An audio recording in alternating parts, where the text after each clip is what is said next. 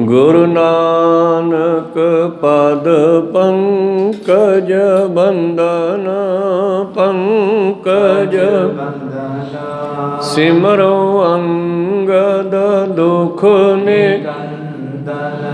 ਗੁਰੂ ਅਮਰਦਾਸ ਹਿਰਦੈ ਨਿਤ ਧਿਆਉ ਹਿਰਦੈ ਨਿਤ ਧਿਆਉ। ਸ਼੍ਰੀ ਗੁਰੂ ਰਾਮਦਾਸ ਗੁਣ ਗੁਰੂ ਅਰਜਨ ਬਿਗਨਨ ਕੇ ਨਾਸ਼ਕ ਬਿਗਨਨ ਨਾਸ਼ਕ। ਸ਼੍ਰੀ ਹਰਿਗੋਬਿੰਦ ਸੁਮਤ ਪਰਕਾਸ਼ਕ।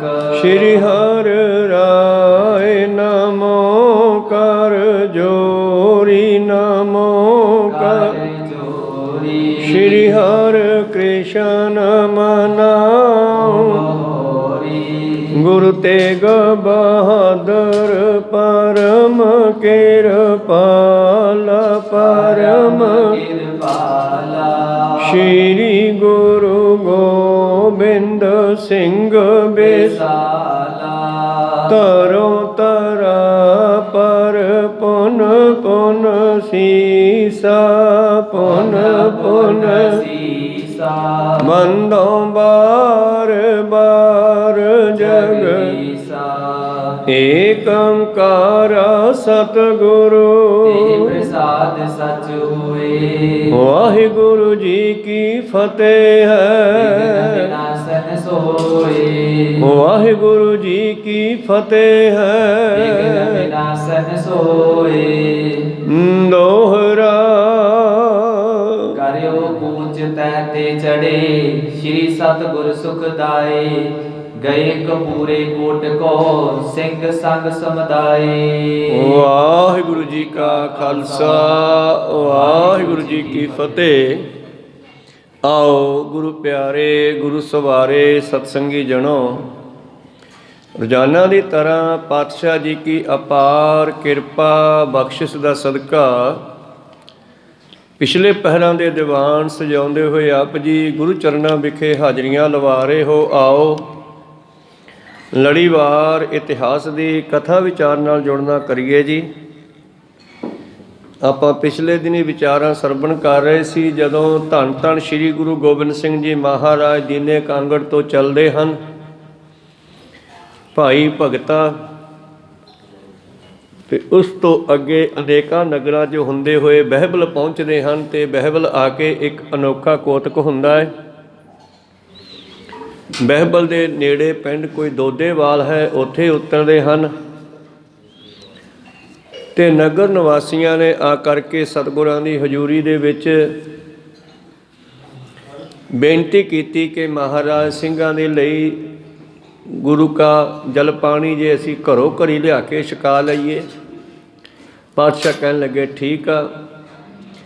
ਤਾਂ ਨਗਰ ਨਿਵਾਸੀ ਇੱਕ ਇੱਕ ਦੋ ਦੋ ਪੰਜ ਪੰਜ ਸਿੰਘਾਂ ਨੂੰ ਆਪਣੇ ਘਰੇ ਲਿਜਾ ਕੇ ਪ੍ਰਸ਼ਾਦਾ ਛਕਾਉਂਦੇ ਆ। ਅਤੇ ਗਰੀਬ ਸਿੱਖ ਉਹਦੇ ਮਨ ਵਿੱਚ ਵੀ ਸ਼ਰਧਾ ਭਾਵਨਾ ਪੈਦਾ ਹੋਈ ਕਿ ਮੈਂ ਵੀ ਇੱਕ ਸਿੰਘ ਦੀ ਸੇਵਾ ਕਰਕੇ ਗੁਰੂ ਕੀਆਂ ਖੁਸ਼ੀਆਂ ਲੈਣੀਆਂ। ਅਤੇ ਸਤਿਗੁਰਾਂ ਨੇ ਉਹਦੇ ਨਾਲ ਭਾਈ ਮੈਲਾਗਰ ਸਿੰਘ ਨੂੰ ਭੇਜਿਆ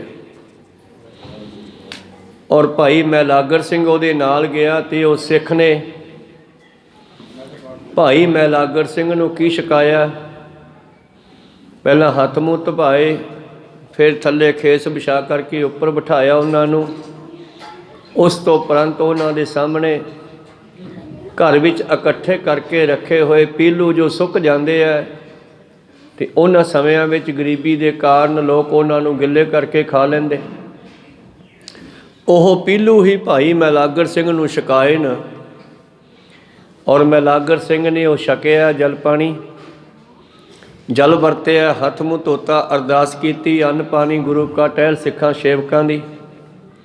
ਅਤੇ ਸਤਿਗੁਰੂ ਪਾਤਸ਼ਾਹ ਸਿੱਖਾਂ ਨੂੰ ਸਿੰਘਾਂ ਨੂੰ ਇੱਕ ਪ੍ਰਤਿਆਵਾ ਪਾਉਂਦੇ ਹਨ ਬਈ ਵੇਖਾਂ ਭਲਾ ਇਹ ਸਿੱਖਾਂ ਦੇ ਘਰੇ ਪ੍ਰਸ਼ਾਦਾ ਛਕ ਕੇ ਕੈਸੀ ਭਾਵਨਾ ਨਾਲ ਆਏ ਹਨ। ਸਾਰਿਆਂ ਨੂੰ ਪੁੱਛਦੇ ਆ ਬਈ ਕੀ ਕੀ ਛਕਾਇਆ। ਜੋ ਜੋ ਨਗਰ ਨਿਵਾਸੀਆਂ ਨੇ ਛਕਾਇਆ ਸੀ ਸਭ ਨੇ ਦੱਸਿਆ। ਕੋਈ ਕਹਿੰਦਾ ਜੀ ਮੈਨੂੰ ਖੀਰ ਅਤੇ ਪ੍ਰਸ਼ਾਦਾ ਛਕਾਇਆ, ਕੋਈ ਕਹਿੰਦਾ ਜੀ ਮੈਨੂੰ ਬਾਜਰੇ ਦੀਆਂ ਰੋਟੀਆਂ ਅਤੇ ਸਾਗ ਸਰੋਂ ਦਾ ਛਕਾਇਆ, ਤੇ ਇੱਕ ਸਿੱਖ ਨੂੰ ਪੁੱਛਿਆ, ਭਾਈ ਤੂੰ ਮਲਾਗਰ ਸਿੰਘ ਨੂੰ ਕੀ ਛਕਾਇਆ? ਮਲਾਗਰ ਸਿੰਘ ਨੂੰ ਪੁੱਛਿਆ, ਉਹ ਕਹਿੰਦਾ ਜੀ ਮੈਂ ਜੋ ਅੱਜ ਛਕਿਆ ਜ਼ਿੰਦਗੀ ਵਿੱਚ ਕਦੇ ਛਕਿਆ ਹੀ ਨਹੀਂ ਸੀਗਾ। ਹੁਣ ਪਿੰਡ ਵਾਸੀਆਂ ਨੂੰ ਪਤਾ ਵੀ ਗਰੀਬ ਜਿਹਾ ਬੰਦਾ ਵਿਚਾਰੇ ਕਿ ਰੋਟੀ ਮਸਾਂ ਪੱਕਦੀ ਆ 2 ਟਾਈਮ ਦੀ। ਮਲਾਗਰ ਸਿੰਘ ਕਹਿੰਦਾ ਜੋ ਇਸਨੇ ਛਕਾਇਆ ਅੱਜ ਪਹਿਲੀ ਵਾਰ ਛਕਿਆ, ਮੈਂ ਜ਼ਿੰਦਗੀ ਵਿੱਚ ਕਦੇ ਛਕਿਆ ਨਹੀਂ। ਸਾਰੇ ਹੈਰਾਨ ਹੈ ਵੀ ਇਹੋ ਜਿਹੀ ਕਿਹੜੀ ਨਿਆਮਤ ਛਕਾ ਦਿੱਤੀ ਇਸਨੇ। ਉਹਨੂੰ ਪੁੱਛਿਆ ਵੀ ਕੀ ਛਕਾਇਆ ਤੂੰ? ਉਹ ਕਹਿੰਦਾ ਜੀ ਮੈਂ ਕੀ ਛਕਾ ਸਕਦਾ, ਘਰੇ ਤਾਂ ਗਰੀਬੀ ਆ, ਮੈਂ ਸੇਵਾ ਜਿਹੋ ਜਿਹੀ ਹੋ ਸਕੀ ਕਰਤੀ। ਕਹਿੰਦੇ ਨਹੀਂ ਦੱਸੋ। ਮਲਾਗਰ ਸਿੰਘ ਵੀ ਨਹੀਂ ਦੱਸਦਾ, ਉਹ ਸਿੱਖ ਵੀ ਨਹੀਂ ਦੱਸਦਾ। ਜਦੋਂ ਪਾਤਸ਼ਾਹ ਨੇ ਬਹੁਤਾ ਜ਼ੋਰ ਪਾ ਕੇ ਪੁੱਛਿਆ ਨਾ ਮਲਾਗਰ ਸਿੰਘ ਨੂੰ, ਕਹਿੰਦੇ ਮਹਾਰਾਜ ਮੈਂ ਤਾਂ ਸਭ ਦਾਣਾ ਪਾਣੀ ਤੁਹਾਡਾ ਹੀ ਦਿੱਤਾ ਹੋਇਆ। ਇਹ ਸਿੱਖ ਨੇ ਘਰ ਵਿੱਚ ਪੀਲੂ ਇਕੱਠੇ ਕਰਕੇ ਰੱਖੇ ਸੀ ਤੇ ਮੈਨੂੰ ਇਸ ਨੇ ਪੀਲੂ ਛਕਾਏ ਆ ਜਿਨ੍ਹਾਂ ਦਾ ਕੋਈ ਮੁੱਲ ਨਹੀਂ। ਤੇ ਵਾਕਿਆ ਹੀ ਪਹਿਲਾਂ ਮੈਂ ਕਦੇ ਛਕੇ ਵੀ ਨਹੀਂ ਸੀ, ਮੈਂ ਝੂਠ ਨਹੀਂ ਬੋਲਦਾ। ਅੱਜ ਪਹਿਲੀ ਵਾਰ ਇਹ ਜੰਗਲ ਦੇ ਇਲਾਕੇ 'ਚ ਆ ਕੇ ਛਕੇ ਆ, ਪਰ ਬਹੁਤ ਸਵਾਦ ਸੀ। ਫਿਰ ਵੀ ਭੋਜਨ ਵੱਲ ਨਹੀਂ ਦੇਖਿਆ, ਸਿੱਖ ਦੀ ਭਾਵਨਾ ਵੱਲ ਦੇਖਿਆ। ਤੇ ਗੁਰੂ ਸਾਹਿਬ ਜੀ ਦੱਸ ਰਹੇ ਸੀ, ਸਿੱਖੋ ਸਾਡਾ ਸੁਭਾਅ, ਸਾਡੀ ਜਿਹੜੀ ਹੈ ਭਾਵਨਾ ਐਸੀ ਹੀ ਹੋਣੀ ਚਾਹੀਦੀ ਆ ਕਿ ਜਦੋਂ ਸਿੱਖ ਦੇ ਘਰੇ ਜਾਂਦਾ ਤੇ ਉਹ ਹਰ ਤਰ੍ਹਾਂ ਦੇ ਨਾਲ ਸਿੰਘਾਂ ਦੀ ਸਿੱਖਾਂ ਦੀ ਸੇਵਾ ਕਰੇ ਤੇ ਛਕਣ ਵਾਲਾ ਜਿਹੜਾ ਹੈ ਉਸਦੇ ਦਿੱਤੇ ਹੋਏ ਭੋਜਨ ਨੂੰ 36 ਪ੍ਰਕਾਰ ਦਾ ਭੋਜਨ ਜਾਣ ਕੇ ਛਕੇ। ਤੇ ਉਹਨਾਂ ਦੋਨਾਂ ਦੀ ਭਾਵਨਾ ਗੁਰੂ ਲੇਖੇ ਪੈਂਦੀ ਆ, ਸਤੀ ਦੇ ਸੰਤੋਖੀ ਖਾਏ ਤਿਸ ਕੀ ਬਾਸ਼ਨਾ 3 ਲੋਕ ਕੋ ਜਾਏ। ਇਹ ਸਾਖੀ ਆਪਾਂ ਪਿਛਲੇ ਦਿਨੀ ਸਰਵਣ ਕੀਤੀ ਸੀ। ਇੱਥੋਂ ਬਾਈਬਲ ਤੋਂ ਫਿਰ ਧੰਨ ਧੰਨ ਸ਼੍ਰੀ ਗੁਰੂ ਗੋਬਿੰਦ ਸਿੰਘ ਜੀ ਮਹਾਰਾਜ ਸਿੰਘਾਂ ਦੇ ਸਮੇਤ ਚਾਲੇ ਪਾਉਂਦੇ ਨੇ। ਭਾਈ ਸਾਹਿਬ ਦੱਸਦੇ ਆ ਕੋਟਕਪੂਰੇ ਵੱਲ ਜਾ ਰਹੇ ਨੇ। ਆਓ ਇਹ ਵਿਚਾਰ ਹੁਣ ਆਰੰਭ ਕਰਕੇ ਸਰਵਣ ਕਰਦੇ ਹਾਂ। ਉਸ ਤੋਂ ਪਹਿਲਾਂ ਆਪਣੀਆਂ ਅਤੇ ਦਾਸਾਂ ਦੀਆਂ ਗੁਰੂ ਚਰਨਾਂ ਵਿੱਚ ਲਵਾਓ ਹਾਜ਼ਰੀਆਂ। ਗੁਰੂ ਕਾ ਬਖਸ਼ਿਆ ਫਤਿਹ ਦਾ ਨਾਅਰਾ ਕਰੋ ਬੁਲੰਦ ਗੱਜ ਕੇ ਆਖੋ ਜੀ ਵਾਹਿਗੁਰੂ ਜੀ ਕਾ ਖਾਲਸਾ ਵਾਹਿਗੁਰੂ ਜੀ ਕੀ ਫਤਿਹ। ਦੋਹਰਾ ਕਰਿਓ ਪੂਜ ਤਹਿ ਤੇ ਚੜੀ ਸ੍ਰੀ ਸਤਿਗੁਰ ਸੁਖਦਾਏ। ਧੰਨ ਗੁਰੂ ਗੋਬਿੰਦ ਸਿੰਘ ਮਹਾਰਾਜ ਜੀ ਨੇ ਫਿਰ ਇਹ ਨਗਰ ਦੇ ਵਿੱਚੋਂ ਕੂਚ ਕੀਤਾ, ਮਤਲਬ ਚਾਲੇ ਪਾਏ ਜੀ। ਗਏ ਕਪੂਰੇ ਕੋਟ ਕੋ ਸਿੰਘ ਸੰਖ ਸਮੁਦਾਏ। ਔਰ ਇਥੋਂ ਧੰਨ ਧੰਨ ਸ੍ਰੀ ਗੁਰੂ ਗੋਬਿੰਦ ਸਿੰਘ ਜੀ ਮਹਾਰਾਜ ਕੋਟ ਕਪੂਰੇ ਵੱਲ ਜਾਂਦੇ ਹਨ। ਨਾਲ ਸਾਰੀਆਂ ਫੌਜਾਂ ਸਿੰਘ ਹਨ। ਕੇਤਕਪੁਰ ਤੇ ਉਤਰੇ ਦੂਰ ਏਰੀ ਥਾਇ ਉਚਿਤ ਜਹਰੂਰ। ਤੇ ਨਗਰ ਕੋਟਕਪੁਰ ਤੋਂ ਥੋੜਾ ਬਾਹਰ ਹੀ ਉਤਰ ਗਏ ਹਨ। ਰੂਰ ਕਹਿੰਦੇ ਆ ਸੁੰਦਰ, ਜਿੱਥੇ ਸੁੰਦਰ ਜਿਹਾ ਸਥਾਨ ਵੇਖਿਆ ਸਤਿਗੁਰਾਂ ਨੇ। ਘੋੜਿਆਂ ਦੇ ਵਾਸਤੇ ਵੀ ਖੁੱਲੀ ਥਾਂ ਹੈ ਤੇ ਸਿੰਘਾਂ ਦੇ ਲਈ ਵੀ ਉੱਥੇ ਉਤਾਰਾ ਕੀਤਾ ਹੈ ਜੀ। ਤੇਰਾ ਕਰਿਓ ਤੁਰੰਗ ਲਗਾਏ ਤਿਨ ਕੀ ਧਨ ਇਕੱਠੇ ਕਰ ਲਿਆਏ। ਔਰ ਡੇਰਾ ਕਰ ਲਿਆ, ਮਤਲਬ ਉਤਾਰਾ ਕਰ ਲਿਆ, ਪੜਾ ਕਰ ਲਿਆ। ਔਰ ਗੁਰੂ ਪਿਆਰੂ ਸਿੰਘਾਂ ਨੇ ਘੋੜਿਆਂ ਨੂੰ ਘਾਹ ਪਾਣੀ ਦਾਣਾ ਲਿਆ ਕੇ ਪਾਇਆ ਔਰ ਆਪਣੇ ਭੋਜਨ ਵਾਸਤੇ ਲੱਕੜਾਂ ਵੀ ਲੈ ਆਂਦੀਆਂ ਜੀ। ਬੈਠੇ ਸਤਿਗੁਰ ਲਾਏ ਦੀਵਾਨਾ ਕੀਤਕ ਦਰਸਤ ਹੈ ਨਰ ਆਨਾ। ਧੰਨ ਗੁਰੂ ਗੋਬਿੰਦ ਸਿੰਘ ਮਹਾਰਾਜ ਜੀ ਇੱਥੇ ਉਤਾਰਾ ਕਰਕੇ ਦੀਵਾਨ ਸਜਾਉਂਦੇ ਆ। ਔਰ ਜਿਵੇਂ ਜਿਵੇਂ ਕਿਸੇ ਨੂੰ ਪਤਾ ਲੱਗਦਾ ਉਹ ਮਨੁੱਖ ਦਰਸ਼ਨਾਂ ਲਈ ਆਉਂਦੇ ਹਨ। ਖਬਰ ਕਪੂਰੇ ਕੇ ਡਿਗ ਗਈ ਮਿਲਵੇ ਕਾਰਨ ਤਿਆਰੀ ਕਰੀ। ਔਰ ਗੁਰੂ ਪਿਆਰਿਓ ਜਦੋਂ ਕਪੂਰੇ ਨੂੰ ਪਤਾ ਲੱਗਿਆ, ਕੋਟ ਕਪੂਰੇ ਦਾ ਮਤਲਬ ਹੈ ਕਪੂਰੇ ਦਾ ਇਲਾਕਾ, ਕਪੂਰੇ ਦਾ ਨਗਰ। ਤਾਂ ਜਦੋਂ ਕਹਿੰਦੇ ਕਪੂਰੇ ਨੂੰ ਪਤਾ ਲੱਗਿਆ ਕਪੂਰਾ ਮਿਲਣ ਵਾਸਤੇ ਆਉਂਦਾ ਹੈ ਜੀ। ਘੋੜਾ ਇੱਕ ਸ਼ਿੰਗਾਰ ਬਣਾਇਓ ਦੇਵੇ ਹੀ ਤੁ ਉਪਾਇਨ ਲਿਆਇਓ।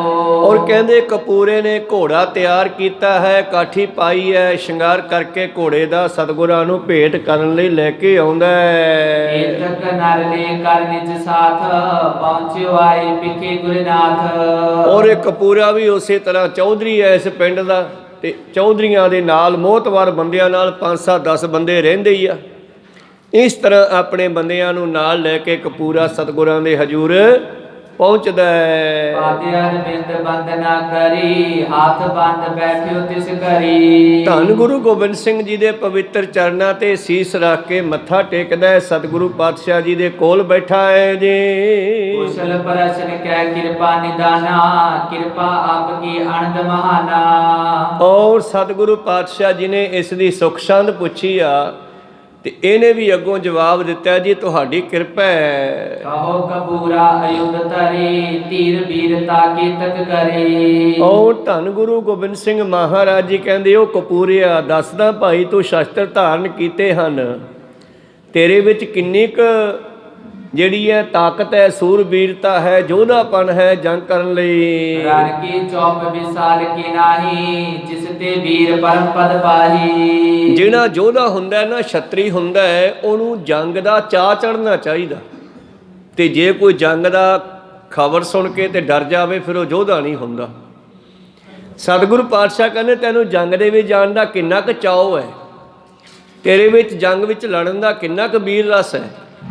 ਦੇਹ ਸ਼ਿਵਾ ਬਰ ਮੋਹੇ ਇਹ ਸ਼ੁਭ ਕਰਮਨ ਤੇ ਕਬਹੂ ਨਾ ਟਰੋ ਨਾ ਡਰੋ ਅਰਸੋਂ ਜਬ ਜਾਏ ਲੜੋ ਨਿਸ਼ਚੈ ਕਰੇ ਆਪਣੀ ਜੀਤ ਕਰੋ ਅਰ ਸਿੱਖੋ ਆਪਣੇ ਹੀ ਮਨ ਕੋ ਇਹ ਲਾਲਚ ਹੋ ਗੁਣ ਤੋ ਉਚਰੋਂ ਦੇ ਮਹਾ ਵਾਕ ਅਨੁਸਾਰ ਜਬ ਆਪ ਕੀ ਔਦ ਨਿਧਾਨ ਬਣੈ ਅਤ ਹੀ ਰਣ ਮੈਂ ਤਬ ਜੂਝ ਮਰੋ।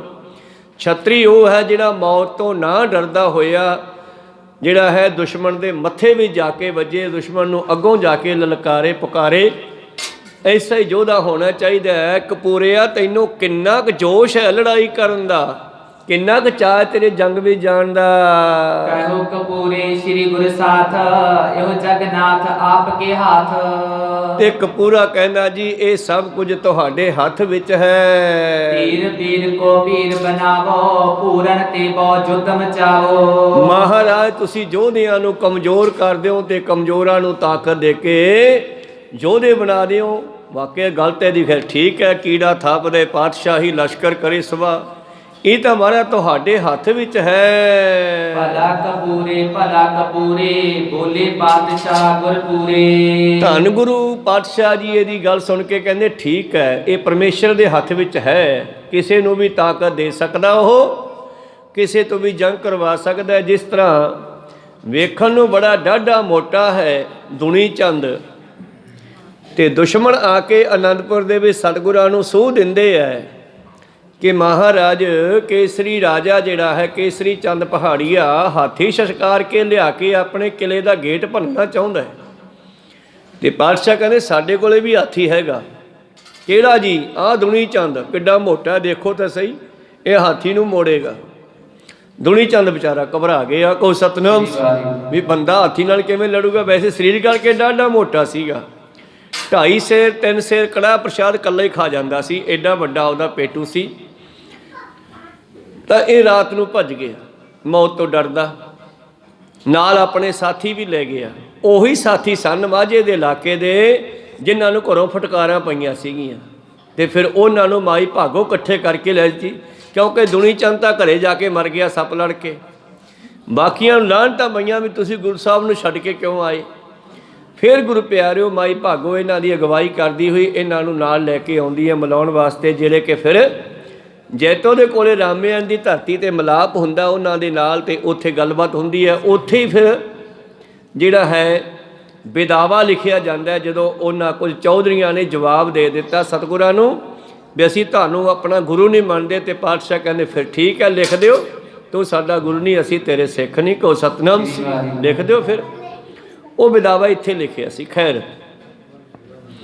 ਗੁਰੂ ਪਿਆਰਿਓ, ਜਿਸ ਵੇਲੇ ਦੁਨੀ ਚੰਦ ਭੱਜ ਗਿਆ ਤੇ ਦੂਜੇ ਦਿਨ ਤੜਕੇ ਸਿੰਘ ਕਹਿੰਦੇ ਪਾਤਸ਼ਾਹ ਆਪਣਾ ਹਾਥੀ ਤਾਂ ਭੱਜ ਗਿਆ ਰਾਤ। ਕਿਹੜਾ? ਮਹਾਰਾਜ ਦੁਨੀ ਚੰਦ ਡਰਦਾ ਹੀ ਭੱਜ ਗਿਆ ਰਾਤ ਨੂੰ, ਮਾਝੀ ਵਾਲਾ ਮਸੰਦ। ਫਿਰ ਕੀ ਹੋ ਗਿਆ? ਹਾਥੀਆਂ ਦਾ ਮੁਕਾਬਲਾ ਬੱਬਰ ਸ਼ੇਰ ਵੀ ਕਰ ਲੈਂਦੇ ਆ, ਆਪਣੇ ਕੋਲੇ ਸ਼ੇਰ ਹੈਗਾ। ਕਹਿੰਦੇ ਜੀ ਸ਼ੇਰ ਕਿਹੜਾ? ਕਹਿੰਦੇ ਭਾਈ ਬਚਿੱਤਰ ਸਿੰਘ, ਮਧਰੇ ਜੇ ਕੱਦ ਦਾ, ਹਲਕੇ ਜੇ ਸਰੀਰ ਦਾ। ਤੇ ਪਾਤਸ਼ਾਹ ਨੇ ਉਹ 'ਤੇ ਇੰਨੀ ਬਖਸ਼ਿਸ਼ ਕੀਤੀ, ਆਪਣੇ ਕੋਲੋਂ ਨਾਗਨੀ ਰੂਪ ਦੀ ਵਰਸ਼ਾ ਦੇ ਕਰਕੇ ਉਹਦੇ ਕੋਲੋਂ ਹਾਥੀ ਦੇ ਐਸਾ ਮਰਵਾਇਆ ਕਿ ਹਾਥੀ ਝੰਗਿਆਣਾ ਮਾਰਦਾ ਪੁੱਠਾ ਭੱਜਿਆ, ਤੇ ਹਜ਼ਾਰਾਂ ਦੀ ਗਿਣਤੀ ਵਿੱਚ ਆਪਣੀ ਹੀ ਫੌਜ ਨੂੰ ਫਨਾਹ ਕਰ ਦਿੱਤਾ। ਖੈਰ ਕਪੂਰੇ ਦੀ ਗੱਲ ਸਹੀ ਹੈ। ਕਹਿੰਦਾ ਜੀ ਤੁਹਾਡੇ ਹੱਥ ਵਿੱਚ ਹੈ, ਯੋਧਿਆਂ ਨੂੰ ਕਮਜ਼ੋਰ ਕਰ ਦਿਓ, ਕਮਜ਼ੋਰਾਂ ਨੂੰ ਯੋਧੇ ਬਣਾ ਦਿਓ। ਪਾਤਸ਼ਾਹ ਕਹਿੰਦੇ ਚੰਗਾ ਚੰਗਾ ਕਪੂਰੇ, ਭਲਾ ਜੀ ਭਲਾ। ਰਹਿ ਅਖੀਰ ਕਰੇ ਕਿਸ ਕੀਰਾ, ਕਿਤ ਦਿਸ਼ ਗਮ ਨ ਫਿਰੇ ਬਹੁ ਫੀਰਾ। ਤੇ ਫਿਰ ਤੂੰ ਬਾਹਰ ਸ਼ਿਕਾਰ ਸ਼ਕੂਰ ਖੇਡਣ ਵਾਸਤੇ ਜਾਂਦਾ ਹੈ, ਕਿਹੜੇ ਪਾਸੇ ਜਾਂਦਾ ਹੈ? ਕਹੇ ਕਪੂਰਾ ਕੂਕਰ ਬਾਜ, ਰਾਖੋ ਮੈਂ ਅਖੀਰ ਕੋ ਸਾਜ। ਤੇ ਕਪੂਰਾ ਕਹਿਣ ਲੱਗਿਆ ਮੈਂ ਜੀ ਸ਼ਿਕਾਰ ਖੇਡਣ ਦਾ ਸਾਜੋ ਸਮਾਨ ਰੱਖਿਆ ਹੈ, ਕੁੱਤੇ ਵੀ ਰੱਖੇ ਹੋਏ ਆ ਸ਼ਿਕਾਰੀ, ਬਾਜ ਵੀ ਰੱਖੇ ਹੋਏ ਆ। ਬਾਜ ਕੀ ਕੰਮ ਕਰਦਾ ਭਲਾ? ਆਪਾਂ ਨੂੰ ਬੰਦੇ ਨੂੰ ਧਰਤੀ ਤੇ ਫਿਰਦਿਆਂ ਦਰਖਤਾਂ ਦਾ ਓਹਲਾ ਹੋ ਜਾਂਦਾ, ਕੁਝ ਦੂਰ ਤੱਕ ਦਿਸਦਾ ਨਹੀਂ। ਤੇ ਬਾਜ ਪਤਾ ਕੀ ਕਰਦਾ? ਬਾਜ ਉੱਪਰ ਚੜ੍ਹਦਾ ਅਸਮਾਨਾਂ ਤੇ ਥੱਲਿਓ ਵੇਖਦਾ ਸ਼ਿਕਾਰ ਆਪਣੇ ਮਾਲਕ ਦੇ ਵਾਸਤੇ। ਜੇ ਉਹਨੂੰ ਮਿਰਗ ਕੋਈ ਹੋਰ ਜਾਨਵਰ ਕੋਈ ਸ਼ਿਕਾਰ ਦਿਸ ਜਾਂਦਾ ਨਾ, ਬਾਜ ਇੱਕਦਮ ਉੱਥੇ ਖੜ ਜਾਂਦਾ ਤੇ ਆਵਾਜ਼ ਦੇਣ ਲੱਗ ਜਾਂਦਾ, ਤੇ ਬਾਜ ਦਾ ਮਾਲਕ ਉੱਥੇ ਪਹੁੰਚ ਕੇ ਸ਼ਿਕਾਰ ਕਰ ਲੈਂਦਾ ਉਸ ਜਾਨਵਰ ਨੂੰ। ਇਹ ਬਾਜ ਇਸ ਕਰਕੇ ਰੱਖੇ ਜਾਂਦੇ ਹਨ। ਤੋ ਬਾਜ ਦੀ ਅੱਖ ਇੰਨੀ ਤੇਜ਼ ਆ ਕਿ ਹਜ਼ਾਰਾਂ ਕਰਮਾਂ ਤੋਂ ਹਜ਼ਾਰਾਂ ਕੋਹ ਤੋਂ ਉੱਪਰੋਂ ਹੀ ਥੱਲੇ ਦੇਖ ਕੇ ਦੱਸਦਾ ਕਿ ਇੱਥੇ ਹੈ ਆਪਣਾ ਕੋਈ ਸ਼ਿਕਾਰ ਕਰਨਾ ਤਾਂ, ਤੇ ਮਾਲਕ ਉੱਥੇ ਪਹੁੰਚ ਜਾਂਦਾ। ਕਹਿੰਦਾ ਜੀ ਮੈਂ ਸ਼ਿਕਾਰੀ ਕੁੱਤੇ ਬਾਜ ਆਦਿ ਰੱਖੇ ਹਨ। ਸ਼ਿਕਰੇ ਜੁਰਰੇ ਆਦ ਕਨੇਰੇ, ਅਨਵਾਈ ਦੇ ਦਰਬ ਬਡੇਰੇ। ਬੜੀ ਕੀਮਤੀ ਸ਼ਿਕਾਰੀ ਜਾਨਵਰ ਸ਼ਿਕਰੇ ਜੁਰਰੇ ਆਦਿ ਮੈਂ ਪੈਸੇ ਲਾ ਕੇ ਰੱਖੇ ਐ। ਵੱਡੇ ਬਿਹਾੰਗਨ ਜਾਨ ਨਾ ਦੇਤ, ਬਲਤੀ ਚਪਟ ਕਰਤ ਕਹਿ ਲੀਤ। ਵੱਡੇ ਵੱਡੇ ਪੰਛੀਆਂ ਨੂੰ ਵੀ ਜਿਹੜੇ ਮੇਰੇ ਜਾਨਵਰ ਹਨ ਰੱਖੇ ਹੋਏ ਫੜ ਲੈਂਦੇ ਹਨ, ਨਿਕਲ ਨਹੀਂ ਦਿੰਦੇ। ਇਤਿਆਦਿਕ ਬਾਤੇ ਕਛ ਔਰ, ਕਰਤ ਪਏ ਸੋਢੀ ਸਿਰ ਮੋਰ। ਇਸ ਤਰ੍ਹਾਂ ਹਜੇ ਗੱਲਾਂ ਬਾਤਾਂ ਚੱਲ ਰਹੀਆਂ ਸੀ ਪਾਤਸ਼ਾਹ ਜੀ ਦੇ ਨਾਲ ਕਪੂਰੇ ਦੀਆਂ ਸ਼ਿਕਾਰ ਦੇ ਵਿਸ਼ੇ ਤੇ। ਕਰ ਬੰਧਨ ਉਠ ਸਦਨ ਸਿਦਾਰਾ, ਸਤਿਗੁਰ ਦੇਖਤ ਦੁਰਗ ਵਿਚਾਰਾ। ਤੇ ਪਾਤਸ਼ਾਹ ਜੀ ਨੇ ਕਪੂਰੇ ਦਾ ਜਿਹੜਾ ਮਕਾਨ ਸੀ ਉਹ ਮਹਿਲ ਵਰਗਾ ਸੀ। ਦੁਰਗ ਕਹਿੰਦੇ ਆ ਕਿਲੇ ਨੂੰ, ਭਾਵ ਇਹਨਾਂ ਛੋਟੇ ਛੋਟੇ ਬੰਦਿਆਂ ਨੇ, ਚੌਧਰੀਆਂ ਨੇ, ਨੰਬਰਦਾਰਾਂ ਨੇ ਵੀ ਆਪਣੇ ਘਰ ਵਧੀਆ ਵਧੀਆ ਵੱਡੇ ਵੱਡੇ ਬਣਾਏ ਹੁੰਦੇ। ਅੱਜ ਵੀ ਲੋਕਾਂ ਦੀ ਹਾਲਤ ਹੈ ਜਿਨ੍ਹਾਂ ਕੋਲੇ ਪੈਸਾ ਹੈ ਉਹ ਕਿੱਲਾ ਕਿੱਲਾ ਬਣ ਲੈਂਦੇ ਆ। ਕਹੋ ਸਤਨਾਮ ਸੀ। ਤੇ ਪੁਰਾਣੇ ਸਮਿਆਂ ਦੇ ਵਿੱਚ ਗੁਰੂ ਪਿਆਰਿਓ ਇਹ ਜਿਹੜੇ ਸੂਬੇਦਾਰ ਨਾਲ ਜੜੇ ਹੁੰਦੇ ਸੀ, ਨੰਬਰਦਾਰ, ਚੌਧਰੀ ਆਦਿ ਜਾਂ ਕਪੂਰੇ ਵਰਗੇ ਇਹ ਲੋਕ, ਇਹਨਾਂ ਨੇ ਵੱਡੇ ਵੱਡੇ ਘਰ ਪਾਏ ਹੁੰਦੇ ਸੀ। ਤੇ ਇਸ ਦਾ ਵੀ ਕੋਈ ਕਿਲੇ ਵਰਗਾ ਘਰ ਸੀ ਜਿਸ ਨੂੰ ਕਪੂਰਾ, ਕੋਟ ਕਪੂਰਾ ਕਹਿੰਦੇ ਆ। ਉਹਦੇ ਨਾਂ 'ਤੇ ਹੀ ਪਿੰਡ ਦਾ ਨਾਂ ਵੱਜਿਆ ਸੀਗਾ। ਕੋਟ ਦਾ ਮਤਲਬ ਹੈ ਜਿਵੇਂ ਆ 4 ਚੁਫੇਰੇ ਕੰਧ ਹੈ ਬਠਿੰਡੇ ਵਾਲਾ ਕਿਲ੍ਹਾ ਆਪਾਂ ਜਿੱਥੇ ਬੈਠੇ ਹਾਂ ਇਸ ਵੇਲੇ, ਜਿਵੇਂ ਇਹਦੀ 4 ਚੁਫੇਰੇ ਕੰਧ ਹੈ, ਇਹ ਕੰਧ ਨੂੰ ਕਹਿੰਦੇ ਆ ਕੋਟ। ਤੇ ਇਹਦੇ ਵਿੱਚ ਵੜ ਕੇ ਜੰਗ ਕੀਤਾ ਜਾਂਦਾ ਸੀਗਾ। ਇਹਦਾ ਕੋਟ, ਇਹਦਾ ਕਿਲ੍ਹਾ ਪਾਤਸ਼ਾਹ ਨੇ ਦੇਖਿਆ ਕਿ ਜੰਗ ਦੇ ਕੰਮ ਦਾ ਹੈ। ਜੇਕਰ ਦੇ ਕਪੂਰਾ ਕੋਟ, ਲਾਖੋ ਤੁਰਕ ਹਤੇ ਗਹਿ ਓਟ।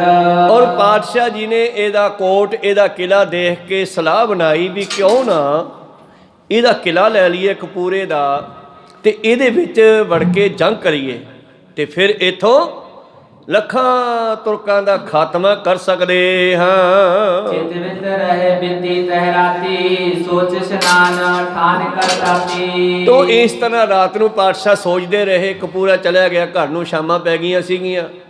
ਉਹ ਆਪਦੇ ਘਰ ਚਲਿਆ ਗਿਆ ਉੱਠ ਕੇ। ਪਾਤਸ਼ਾਹ ਜੀ ਸੋਚਦੇ ਰਹੇ ਵੀ ਕੋਈ ਨਹੀਂ, ਤੜਕੇ ਕਪੂਰਾ ਆਊਗਾ, ਇਹਨੂੰ ਕਹਾਂਗੇ ਵੀ ਸਾਨੂੰ ਤੇਰਾ ਕਿਲ੍ਹਾ ਦੇ, ਅਸੀਂ ਜੰਗ ਕਰਨਾ ਹੈ। ਲਗਿਓ ਦੀਵਾਨ ਖਾਲਸੇ ਕੀਰਾ, ਸ਼ਸਤਰ ਬਸਤਰ ਤੇ ਸ਼ੁਭਤ ਕਨੇਰਾ। ਕਹਿੰਦੇ ਦੂਜਾ ਦਿਨ ਚੜ੍ਹਿਆ, ਦੀਵਾਨ ਸਜਿਆ ਹੈ, ਸਿੰਘ ਸੂਰਮੇ ਯੋਧੇ ਸਤਿਗੁਰਾਂ ਦੇ ਦੀਵਾਨ ਦੇ ਵਿੱਚ ਸ਼ਸਤਰ ਧਾਰਨ ਕਰਕੇ ਬੈਠੇ ਹਨ। ਨਰ ਨਾਰੀ ਗਨ ਗ੍ਰਾਮਣ ਕੀਰੇ, ਧਾਏ ਆਏ ਗੁਰ ਦਰਸ਼ਨ ਹੀਰੇ। ਗੁਰੂ ਸਾਹਿਬ ਜੀ ਵੀ ਦੀਵਾਨ ਦੇ ਵਿੱਚ ਆਪਣੇ ਸਰੀਰ ਤੇ ਸਾਰੇ ਜਾਹੋ ਜਲਾਲ ਦੇ ਨਾਲ ਸ਼ਸਤਰ ਵਸਤਰ ਧਾਰਨ ਕਰਕੇ ਬਿਰਾਜਮਾਨ ਹੈ। ਕੋਟਕਪੂਰੇ ਵਾਲਿਆਂ ਨੂੰ ਤੜਕੇ ਨੂੰ ਤਾਂ ਪਤਾ ਲੱਗ ਹੀ ਗਿਆ ਵੀ ਗੁਰੂ ਸਾਹਿਬ ਸਾਡੇ ਇਲਾਕੇ 'ਚ ਆਏ ਹੈ। ਤੇ ਕੋਟਕਪੂਰੇ ਦੇ ਲੋਕ ਜਿਹੜੇ ਸਨ ਉਹ ਸਤਿਗੁਰਾਂ ਦੇ ਦਰਸ਼ਨਾਂ ਲਈ ਆਉਣ ਲੱਗੇ ਜੀ। ਚਾਵਲ ਚੋਨ ਕ੍ਰੇਤਾ ਦਿਖ ਲਿਆਵੈ, ਦੇਗ ਬਿਕੇ ਤਦ ਦੁੱਧ ਸੁਪਾਵੈ। ਹੁਣ ਇਹ ਵੀ ਨਗਰ ਨੂੰ ਪਤਾ ਹੈ ਕਿ ਪਿੰਡ ਵਾਲਿਆਂ ਨੂੰ ਕਿ ਸਿੰਘਾਂ ਨੇ ਜਲ ਪਾਣੀ ਪ੍ਰਸ਼ਾਦਾ ਵੀ ਛਕਣਾ ਹੈ। ਤੋ ਲੰਗਰ ਦੇ ਵਾਸਤੇ ਨਗਰ ਨਿਵਾਸੀਆਂ ਨੇ ਚੌਲ, ਆਟਾ, ਘਿਓ, ਖੰਡ, ਦੁੱਧ ਆਦਿ ਔਰ ਦਹੀਂ ਮਿੱਠਾ ਉਸ ਵੇਲੇ ਜ਼ਿਆਦਾਤਰ ਗੁੜ ਹੁੰਦਾ ਸੀ। ਇਹ ਚੀਜ਼ਾਂ ਲੈ ਜਾਂਦੀਆਂ ਜੀ। ਆਓ ਪ੍ਰੇਮ ਤੇ ਧਰੇ ਦਰਸ ਕਰ, ਬੰਦੇ ਪਦ ਅਰਬਿੰਦ ਹਰਿਕ ਧਰ। ਬੜੇ ਪ੍ਰੇਮ ਦੇ ਨਾਲ ਨਗਰ ਨਿਵਾਸੀ ਆ ਕੇ ਮੱਥੇ ਟੇਕਦੇ ਆ ਔਰ ਭੇਟਾਵਾਂ ਅਰਪਣ ਕਰਦੇ ਹਨ, ਦਰਸ਼ਨ ਕਰਦੇ ਹਨ। ਇਕ ਨਿਸ ਬਾਸਰ ਜਬੇ ਬਿਤਾਇਓ, ਬਹੁਰ ਕਪੂਰਾ ਚਲ ਕਰ ਆਇਓ। ਤਾਂ ਗੁਰੂ ਪਿਆਰਿਓ, ਜਦੋਂ ਰਾਤ ਬਤੀਤ ਹੋ ਗਈ, ਦੂਜਾ ਦਿਨ ਚੜ ਗਿਆ ਹੈ ਤੇ ਕਪੂਰਾ ਵੀ ਚੱਲ ਕੇ ਆਇਆ ਹੈ ਜੀ। ਦੀਰਘ ਜਾਮਾ ਜਿਸ ਪਰ ਭਰਿਓ, ਚਾঁਦ ਸ਼ੀਗਰ ਤੇ ਬਹੁ ਪਿਛ ਤਰਿਓ। ਔਰ ਗੁਰੂ ਪਿਆਰਿਓ, ਸ਼ਾਹੀ ਠਾਠ ਨਾਲ ਕਪੂਰਾ ਰਹਿੰਦਾ ਸੀ, ਕਿਉਂਕਿ ਚੌਧਰੀ ਸੀਗਾ, ਸਰਕਾਰ ਦੇ ਨਾਲ ਵੀ ਜੁੜਿਆ ਹੋਇਆ ਸੀ ਇਹ। ਤੇ ਉਦੋਂ ਗੁਰੂ ਪਿਆਰਿਓ ਜ਼ਿਆਦਾਤਰ ਜਿਵੇਂ ਨਿਹੰਗ ਸਿੰਘ ਲੰਮਾ ਚੋਲਾ ਪਾਉਂਦੇ ਆ, ਇਹ ਲੋਕ ਲੰਮੇ ਚੋਲੇ ਪਾਉਂਦੇ ਸਨ। ਦੀਰਘ ਜਾਮਾ ਲੰਮਾ ਚੋਲਾ ਜਿਹੜਾ ਇਹਦੇ ਪਹਿਨਿਆ ਹੋਇਆ ਬੜੀ ਤੇਜ਼ੀ ਨਾਲ ਚੱਲਦਾ ਹੈ ਤੇ ਚੋਲਾ ਦੂਰ ਤੱਕ ਫੈਲਦਾ ਹੈ। ਹਾਥਨ ਸਾਥ ਸੰਭਾਰਤ ਨਾਹੀ, ਚਲਤ ਉਡਾਵਤ ਰਜ ਮਗ ਮਾਹੀ। ਔਰ ਉਸੇ ਤਰ੍ਹਾਂ ਚੋਲੇ ਨੂੰ ਖੁੱਲਾ ਛੱਡ ਕੇ ਇਹ ਵਗਿਆ ਆ ਰਿਹਾ ਹੈ ਤੇ ਚੋਲਾ ਉੱਡ ਰਿਹਾ ਹੈ ਤੇ ਪੈਰਾਂ ਦੇ ਨਾਲ ਧੂੜਾ ਵੀ ਉੱਡਦਾ ਹੈ ਜੀ। ਹੀ ਸਤਿਗੁਰ ਕੀ ਡਿਗ ਆਇਓ, ਚਾਹਤ ਅਨਪੋ ਸਬਨ ਦਿਖਾਇਓ। ਆਪਣ ਪਾਉ ਹੁੰਦਾ ਹੈ ਆਪਣੀ ਠਾਠ, ਆਪਣੀ ਸ਼ੋਭਾ, ਆਪਣੀ ਚੜ੍ਹਦੀ ਕਲਾ। ਮੈਂ ਕਿਤਨਾ ਸੋਹਣਾ ਲੱਗਦਾ ਹਾਂ। ਕਪੂਰਾ ਇਹ ਚੀਜ਼ ਵਿਖਾਉਣ ਵਾਸਤੇ ਸਤਿਗੁਰਾਂ ਦੇ ਕੋਲ ਨਿਮਰਤਾ ਸਹਿਤ ਨਹੀਂ, ਬੜੀ ਤੇਜ਼ੀ ਦੇ ਨਾਲ ਆਇਆ। ਚੋਲਾ ਫੈਲ ਰਿਹਾ ਹੈ, ਚੋਲੇ ਨੂੰ ਕੰਟਰੋਲ ਨਹੀਂ ਕਰਦਾ ਹੱਥ ਨਾਲ। ਚੋਲੇ ਨੂੰ ਇੱਧਰ ਉੱਧਰ, ਜਿਵੇਂ ਪੁਰਾਣੇ ਸਮਿਆਂ ਦੇ ਵਿੱਚ ਵੈਲੀ ਲੋਕ ਭੋਥਾ ਬੰਨ੍ਹਿਆ ਕਰਦੇ ਸੀ। ਭੋਥਾ ਕੀ ਹੁੰਦਾ? ਚਾਦਰਾ। ਲੱਕ ਤੇ ਚਾਦਰਾ ਬੰਨ੍ਹਦੇ ਤੇ ਫਿਰ ਉਸ ਨੂੰ ਚੱਲਦੇ ਹੋਏ ਆਪਣੇ ਪੈਰਾਂ ਦੇ ਨਾਲ ਇੱਧਰ ਉੱਧਰ ਹਿਲਾਉਂਦੇ। ਕੁਦਰਤੀ ਹਲਦਾ ਸੀ ਤੇ ਉਹ ਇਸ ਨੂੰ ਬੜਾ ਸ਼ਾਹੀ ਠਾਠ ਸਮਝਦੇ ਸੀ। ਇਸੇ ਤਰ੍ਹਾਂ ਇਹਨੇ ਵੀ ਲੰਬਾ ਚੋਲਾ ਪਾਇਆ ਹੋਇਆ ਔਰ ਇਸ ਚੋਲੇ ਨੂੰ ਹਵਾ ਦੇ ਨਾਲ ਉੱਡ ਰਿਹਾ ਹੈ ਔਰ ਉਸੇ ਤਰ੍ਹਾਂ ਸਤਿਗੁਰਾਂ ਵੱਲ ਆ ਰਿਹਾ ਹੈ, ਇਹ ਦਿਖਾਉਣ ਵਾਸਤੇ ਕਿ ਮੈਂ ਕਿੱਡਾ ਸੋਹਣਾ ਲੱਗਦਾ ਹਾਂ। ਵਿਲਾਗਰ ਸਿੰਘ ਤਿਸ ਕੋ ਦੇਖ, ਆਏ ਉਡਾਵਤ ਧੂਲ ਵਸ਼ੀਖ।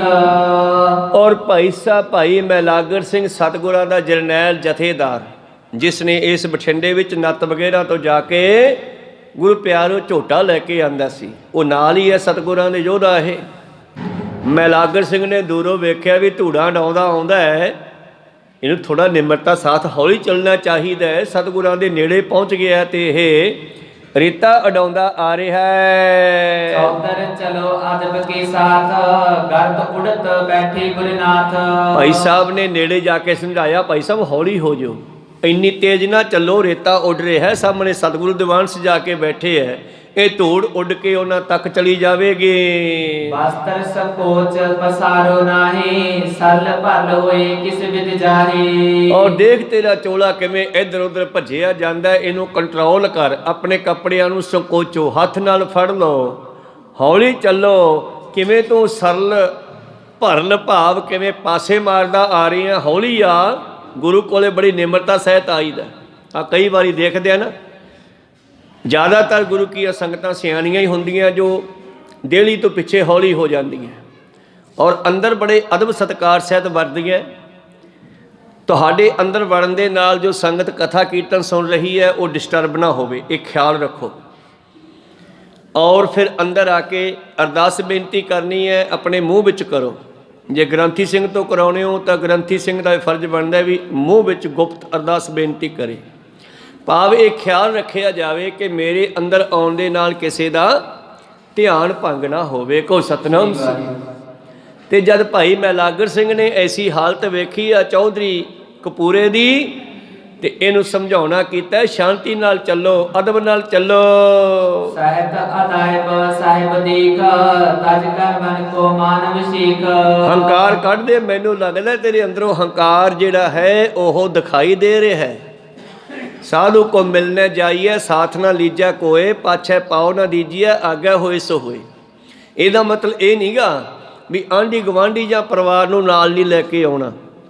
ਇਹਦਾ ਮਤਲਬ ਇਹ ਹੈ ਕਿ ਜਦੋਂ ਗੁਰੂ ਪਿਆਰਿਆਂ ਕੋਲੇ ਜਾਓ, ਸਾਧੂਆਂ ਕੋਲੇ ਜਾਓ, ਗੁਰੂਆਂ ਕੋਲੇ ਜਾਓ, ਨਾਲ ਤਾਂ ਭਾਵੇਂ ਤੁਸੀਂ ਵੱਧ ਤੋਂ ਵੱਧ ਸੰਗਤ ਲੈ ਕੇ ਆਓ, ਪਰ ਇਹਨਾਂ ਨੂੰ ਘਰੇ ਛੱਡ ਕੇ ਆਓ।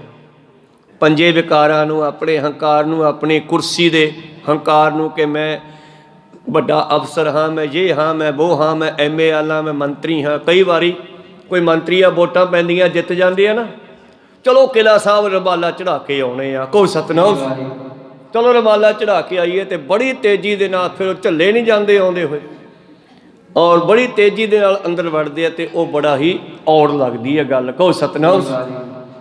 ਗੁਰੂ ਦੇ ਅਦਬ ਦਾ ਖਿਆਲ ਤੇ ਸੰਗਤਾਂ ਦੇ ਡਿਸਟਰਬ ਨਾ ਹੋਣ ਦਾ ਖਿਆਲ ਰੱਖਣਾ ਚਾਹੀਦਾ। ਗੁਰੂ ਕਿਰਪਾ ਕਰਨ।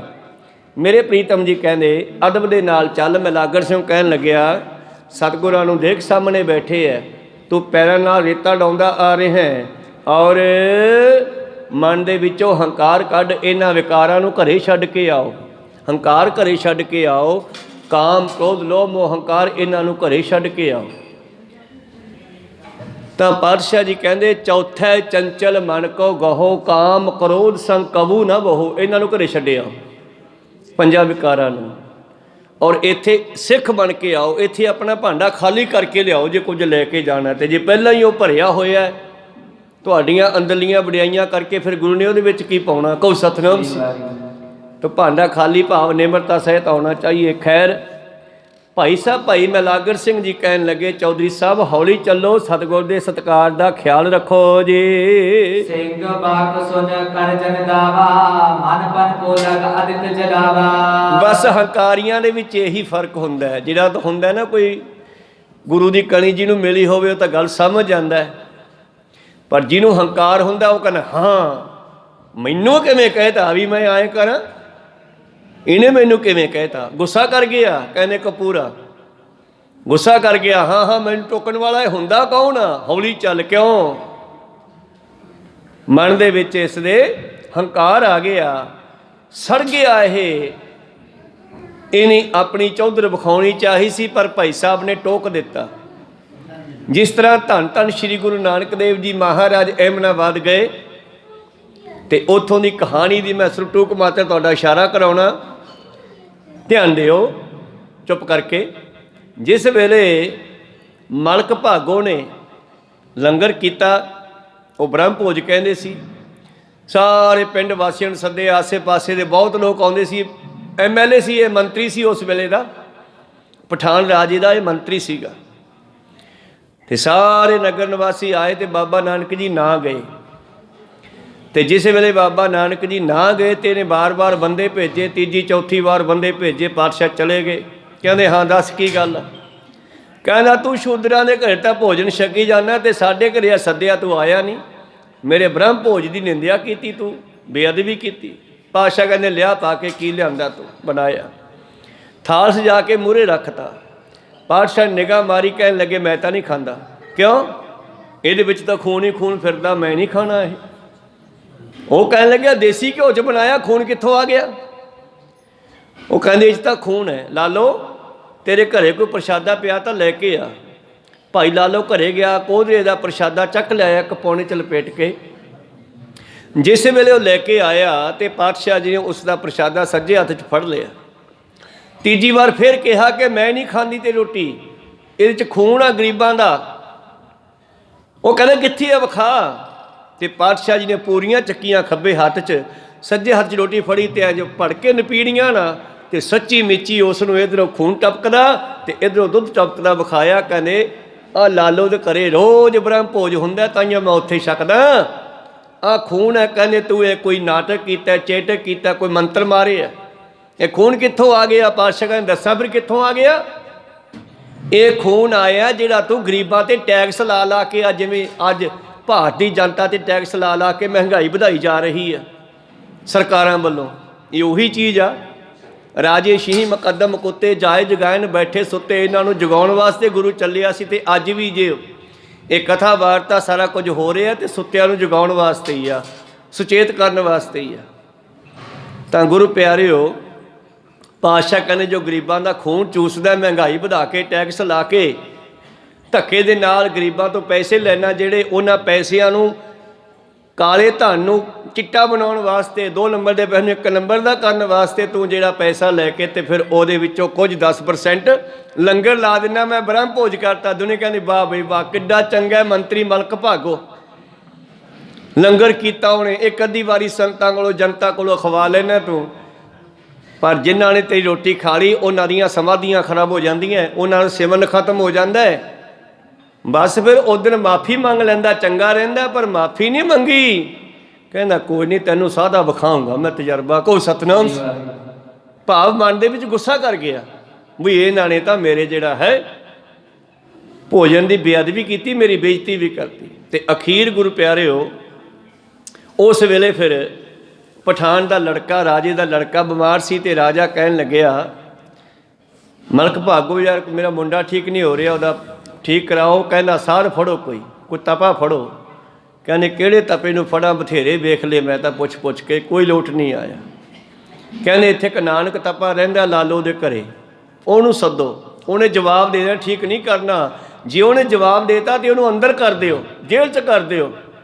ਜੇ ਉਹ ਠੀਕ ਕਰ ਦੇਵੇਗਾ ਤਾਂ ਠੀਕ ਆ। ਤੇ ਰਾਜੇ ਨੇ ਬਾਬੇ ਨਾਨਕ ਨੂੰ ਬੁਲਾਇਆ ਤੇ ਬਾਬਾ ਨਾਨਕ 2 ਵਾਰ ਤਾਂ ਨਾ ਗਿਆ, ਤੀਜੀ ਵਾਰ ਚਲੇ ਗਏ ਬੁਲਾਉਣ ਤੇ ਗੁਰੂ ਪਿਆਰਿਓ ਫਿਰ ਰਾਜੇ ਨੂੰ ਜਾ ਕੇ ਪੁੱਛਦੇ ਆ, ਹਾਂ ਦੱਸ ਵੀ ਰਾਜੇ ਆ ਕੀ ਗੱਲ ਹੈ। ਉਹ ਰਾਜਾ ਭੜਕਾਇਆ ਹੋਇਆ ਸੀ, ਪਹਿਲਾਂ ਹੀ ਚੰਗੀ ਗਾਈਡੈਂਸ ਨਹੀਂ ਕੀਤੀ, ਚੰਗਾ ਦਰਸ਼ਨ ਨਹੀਂ ਕੀਤਾ, ਮਾਰਗ ਦਰਸ਼ਨ ਉਹਦਾ ਪਹਿਲਾਂ ਪੁੱਠਾ ਭੜਕਾਤਾ। ਕਹਿੰਦੇ ਉਹਨੇ ਜਵਾਬ ਦੇਣਾ, ਤੂੰ ਫੜ ਕੇ ਅੰਦਰ ਕਰ ਦੀ ਉਹਨੂੰ, ਕਿਉਂਕਿ ਉਹ ਲੱਗਦਾ ਸੀਗਾ ਮੰਤਰੀ ਜੋ ਹੋਇਆ। ਤੇ ਗੁਰੂ ਪਿਆਰਿਓ ਕਹਿੰਦੇ ਉਸ ਵੇਲੇ ਰਾਜਾ ਕਹਿਣ ਲੱਗਿਆ, ਗੱਲ ਸੁਣ ਸਾਦਾ। ਹਾਂ ਦੱਸੋ ਰਾਜਾ ਸਾਹਿਬ। ਮੇਰਾ ਮੁੰਡਾ ਬਿਮਾਰ ਪਿਆ ਕਾਫੀ ਸਮੇਂ ਤੋਂ, ਉਹਨੂੰ ਠੀਕ ਕਰ ਦੇ। ਜੇ ਤੂੰ ਨਾ ਠੀਕ ਕੀਤਾ ਮੈਂ ਤੈਨੂੰ ਅੰਦਰ ਕਰ ਦੂੰਗਾ ਤੇ ਰੋਟੀ ਪਾਣੀ ਬੰਦ ਕਰ ਦੂੰਗਾ। ਬਾਬਾ ਜੀ ਕਹਿੰਦੇ ਉਹ ਜਿਹਦੇ ਮੋਹ ਵਿੱਚ ਤੂੰ ਇੰਨੀਆਂ ਗੱਲਾਂ ਮਾਰਦਾ ਹੈ, ਪਤਾ ਮਗਾ ਮਰ ਗਿਆ ਕਿ ਜਿਉਂਦਾ ਵੀ ਹੈ ਕਿ ਮਰ ਗਿਆ। ਜਦੋਂ ਇੰਨੀ ਗੱਲ ਕਹੀ ਤੇ ਇੱਧਰੋਂ ਬੰਦਾ ਭਜਾਇਆ ਪਤਾ ਲੈਣ ਵਾਸਤੇ, ਉੱਧਰੋਂ ਘਰੋਂ ਇੱਕ ਸੇਵਾਦਾਰ ਨੌਕਰ ਮੁੜਿਆ ਆਉਂਦਾ, ਰਾਹ 'ਚ ਇਕੱਠੇ ਹੋ ਗਏ। ਕਹਿੰਦੇ ਕਿਵੇਂ ਆ? ਕਹਿੰਦੇ ਮੁੰਡਾ ਹੁਣੇ ਮਰਿਆ। ਕਹੋ ਸਤਨਾਮ, ਮਰ ਗਿਆ। ਅੱਛਾ, ਮੈਂ ਪਤਾ ਲੈਣ ਚੱਲਿਆ ਸੀਗਾ। ਦੋਨੇ ਰਾਜੇ ਕੋਲੇ ਆ ਗਏ। ਰਾਜ ਸਾਹਿਬ ਕਹਿੰਦੇ ਉਹ ਤਾਂ ਮਰ ਗਿਆ। ਰਾਜਾ ਤਾਂ ਉਹਦਾ ਰੋਣ ਪਿੱਟਣ 'ਚ ਪੈ ਗਿਆ ਤੇ ਸਤਿਗੁਰ ਉੱਠ ਕੇ ਭਾਈ ਲਾਲੋ ਕੋਲ ਆ ਗਏ। ਇਸ ਕਰਕੇ ਸਾਧੂਆਂ ਦੇ ਕੋਲੇ ਜਾਈਏ ਤੇ ਬੜੀ ਨਿਮਰਤਾ ਸਹਿਤ ਜਾਈਦਾ, ਗੁਰੂ ਘਰ ਵੀ ਜਾਈਏ ਤੇ ਬੜੀ ਨਿਮਰਤਾ ਸਹਿਤ ਜਾਈਦਾ।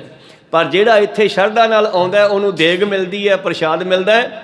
ਜਿਹੜਾ ਚੜ੍ਹ ਕੇ ਆਉਂਦਾ ਹੈ, ਜਿਵੇਂ ਪਿੱਛੇ ਆਪਾਂ ਦੇਖ ਰਹੇ ਹਾਂ, ਫਿਰ ਉਹਨੂੰ ਤੇਗ ਮਿਲਦੀ ਆ, ਤਲਵਾਰ ਮਿਲਦੀ ਆ, ਫਿਰ ਉਸ ਦਾ ਖਾਤਮਾ ਹੁੰਦਾ। ਇਸ ਕਰਕੇ ਜੇ ਕੁਝ ਖੱਟਣਾ ਤੇ ਪਿਆਰ ਸਹਿਤ ਜਾਈਦਾ, ਪਰ ਇਹ ਤਾਂ ਗੁੱਸੇ 'ਚ ਆ ਗਿਆ। ਇਹ ਤਾਂ ਗੁਰੂ ਪਿਆਰਿਓ ਸੁਣ ਕਰਕੇ, ਸੁਣ ਬਾਕ ਸਿੰਘ ਬਾਕ ਸੁਣ ਕਰ ਜਾਣ ਦਾਵਾ, ਜਿਵੇਂ ਅੱਗ ਲੱਗੀ ਹੁੰਦੀ ਹੈ ਜੰਗਲ ਨੂੰ, ਮਨ ਬਣ ਕੇ ਲਗ ਅਧਿਕ ਜਲਾਵਾ, ਅੰਦਰੋਂ ਸੜ ਗਿਆ।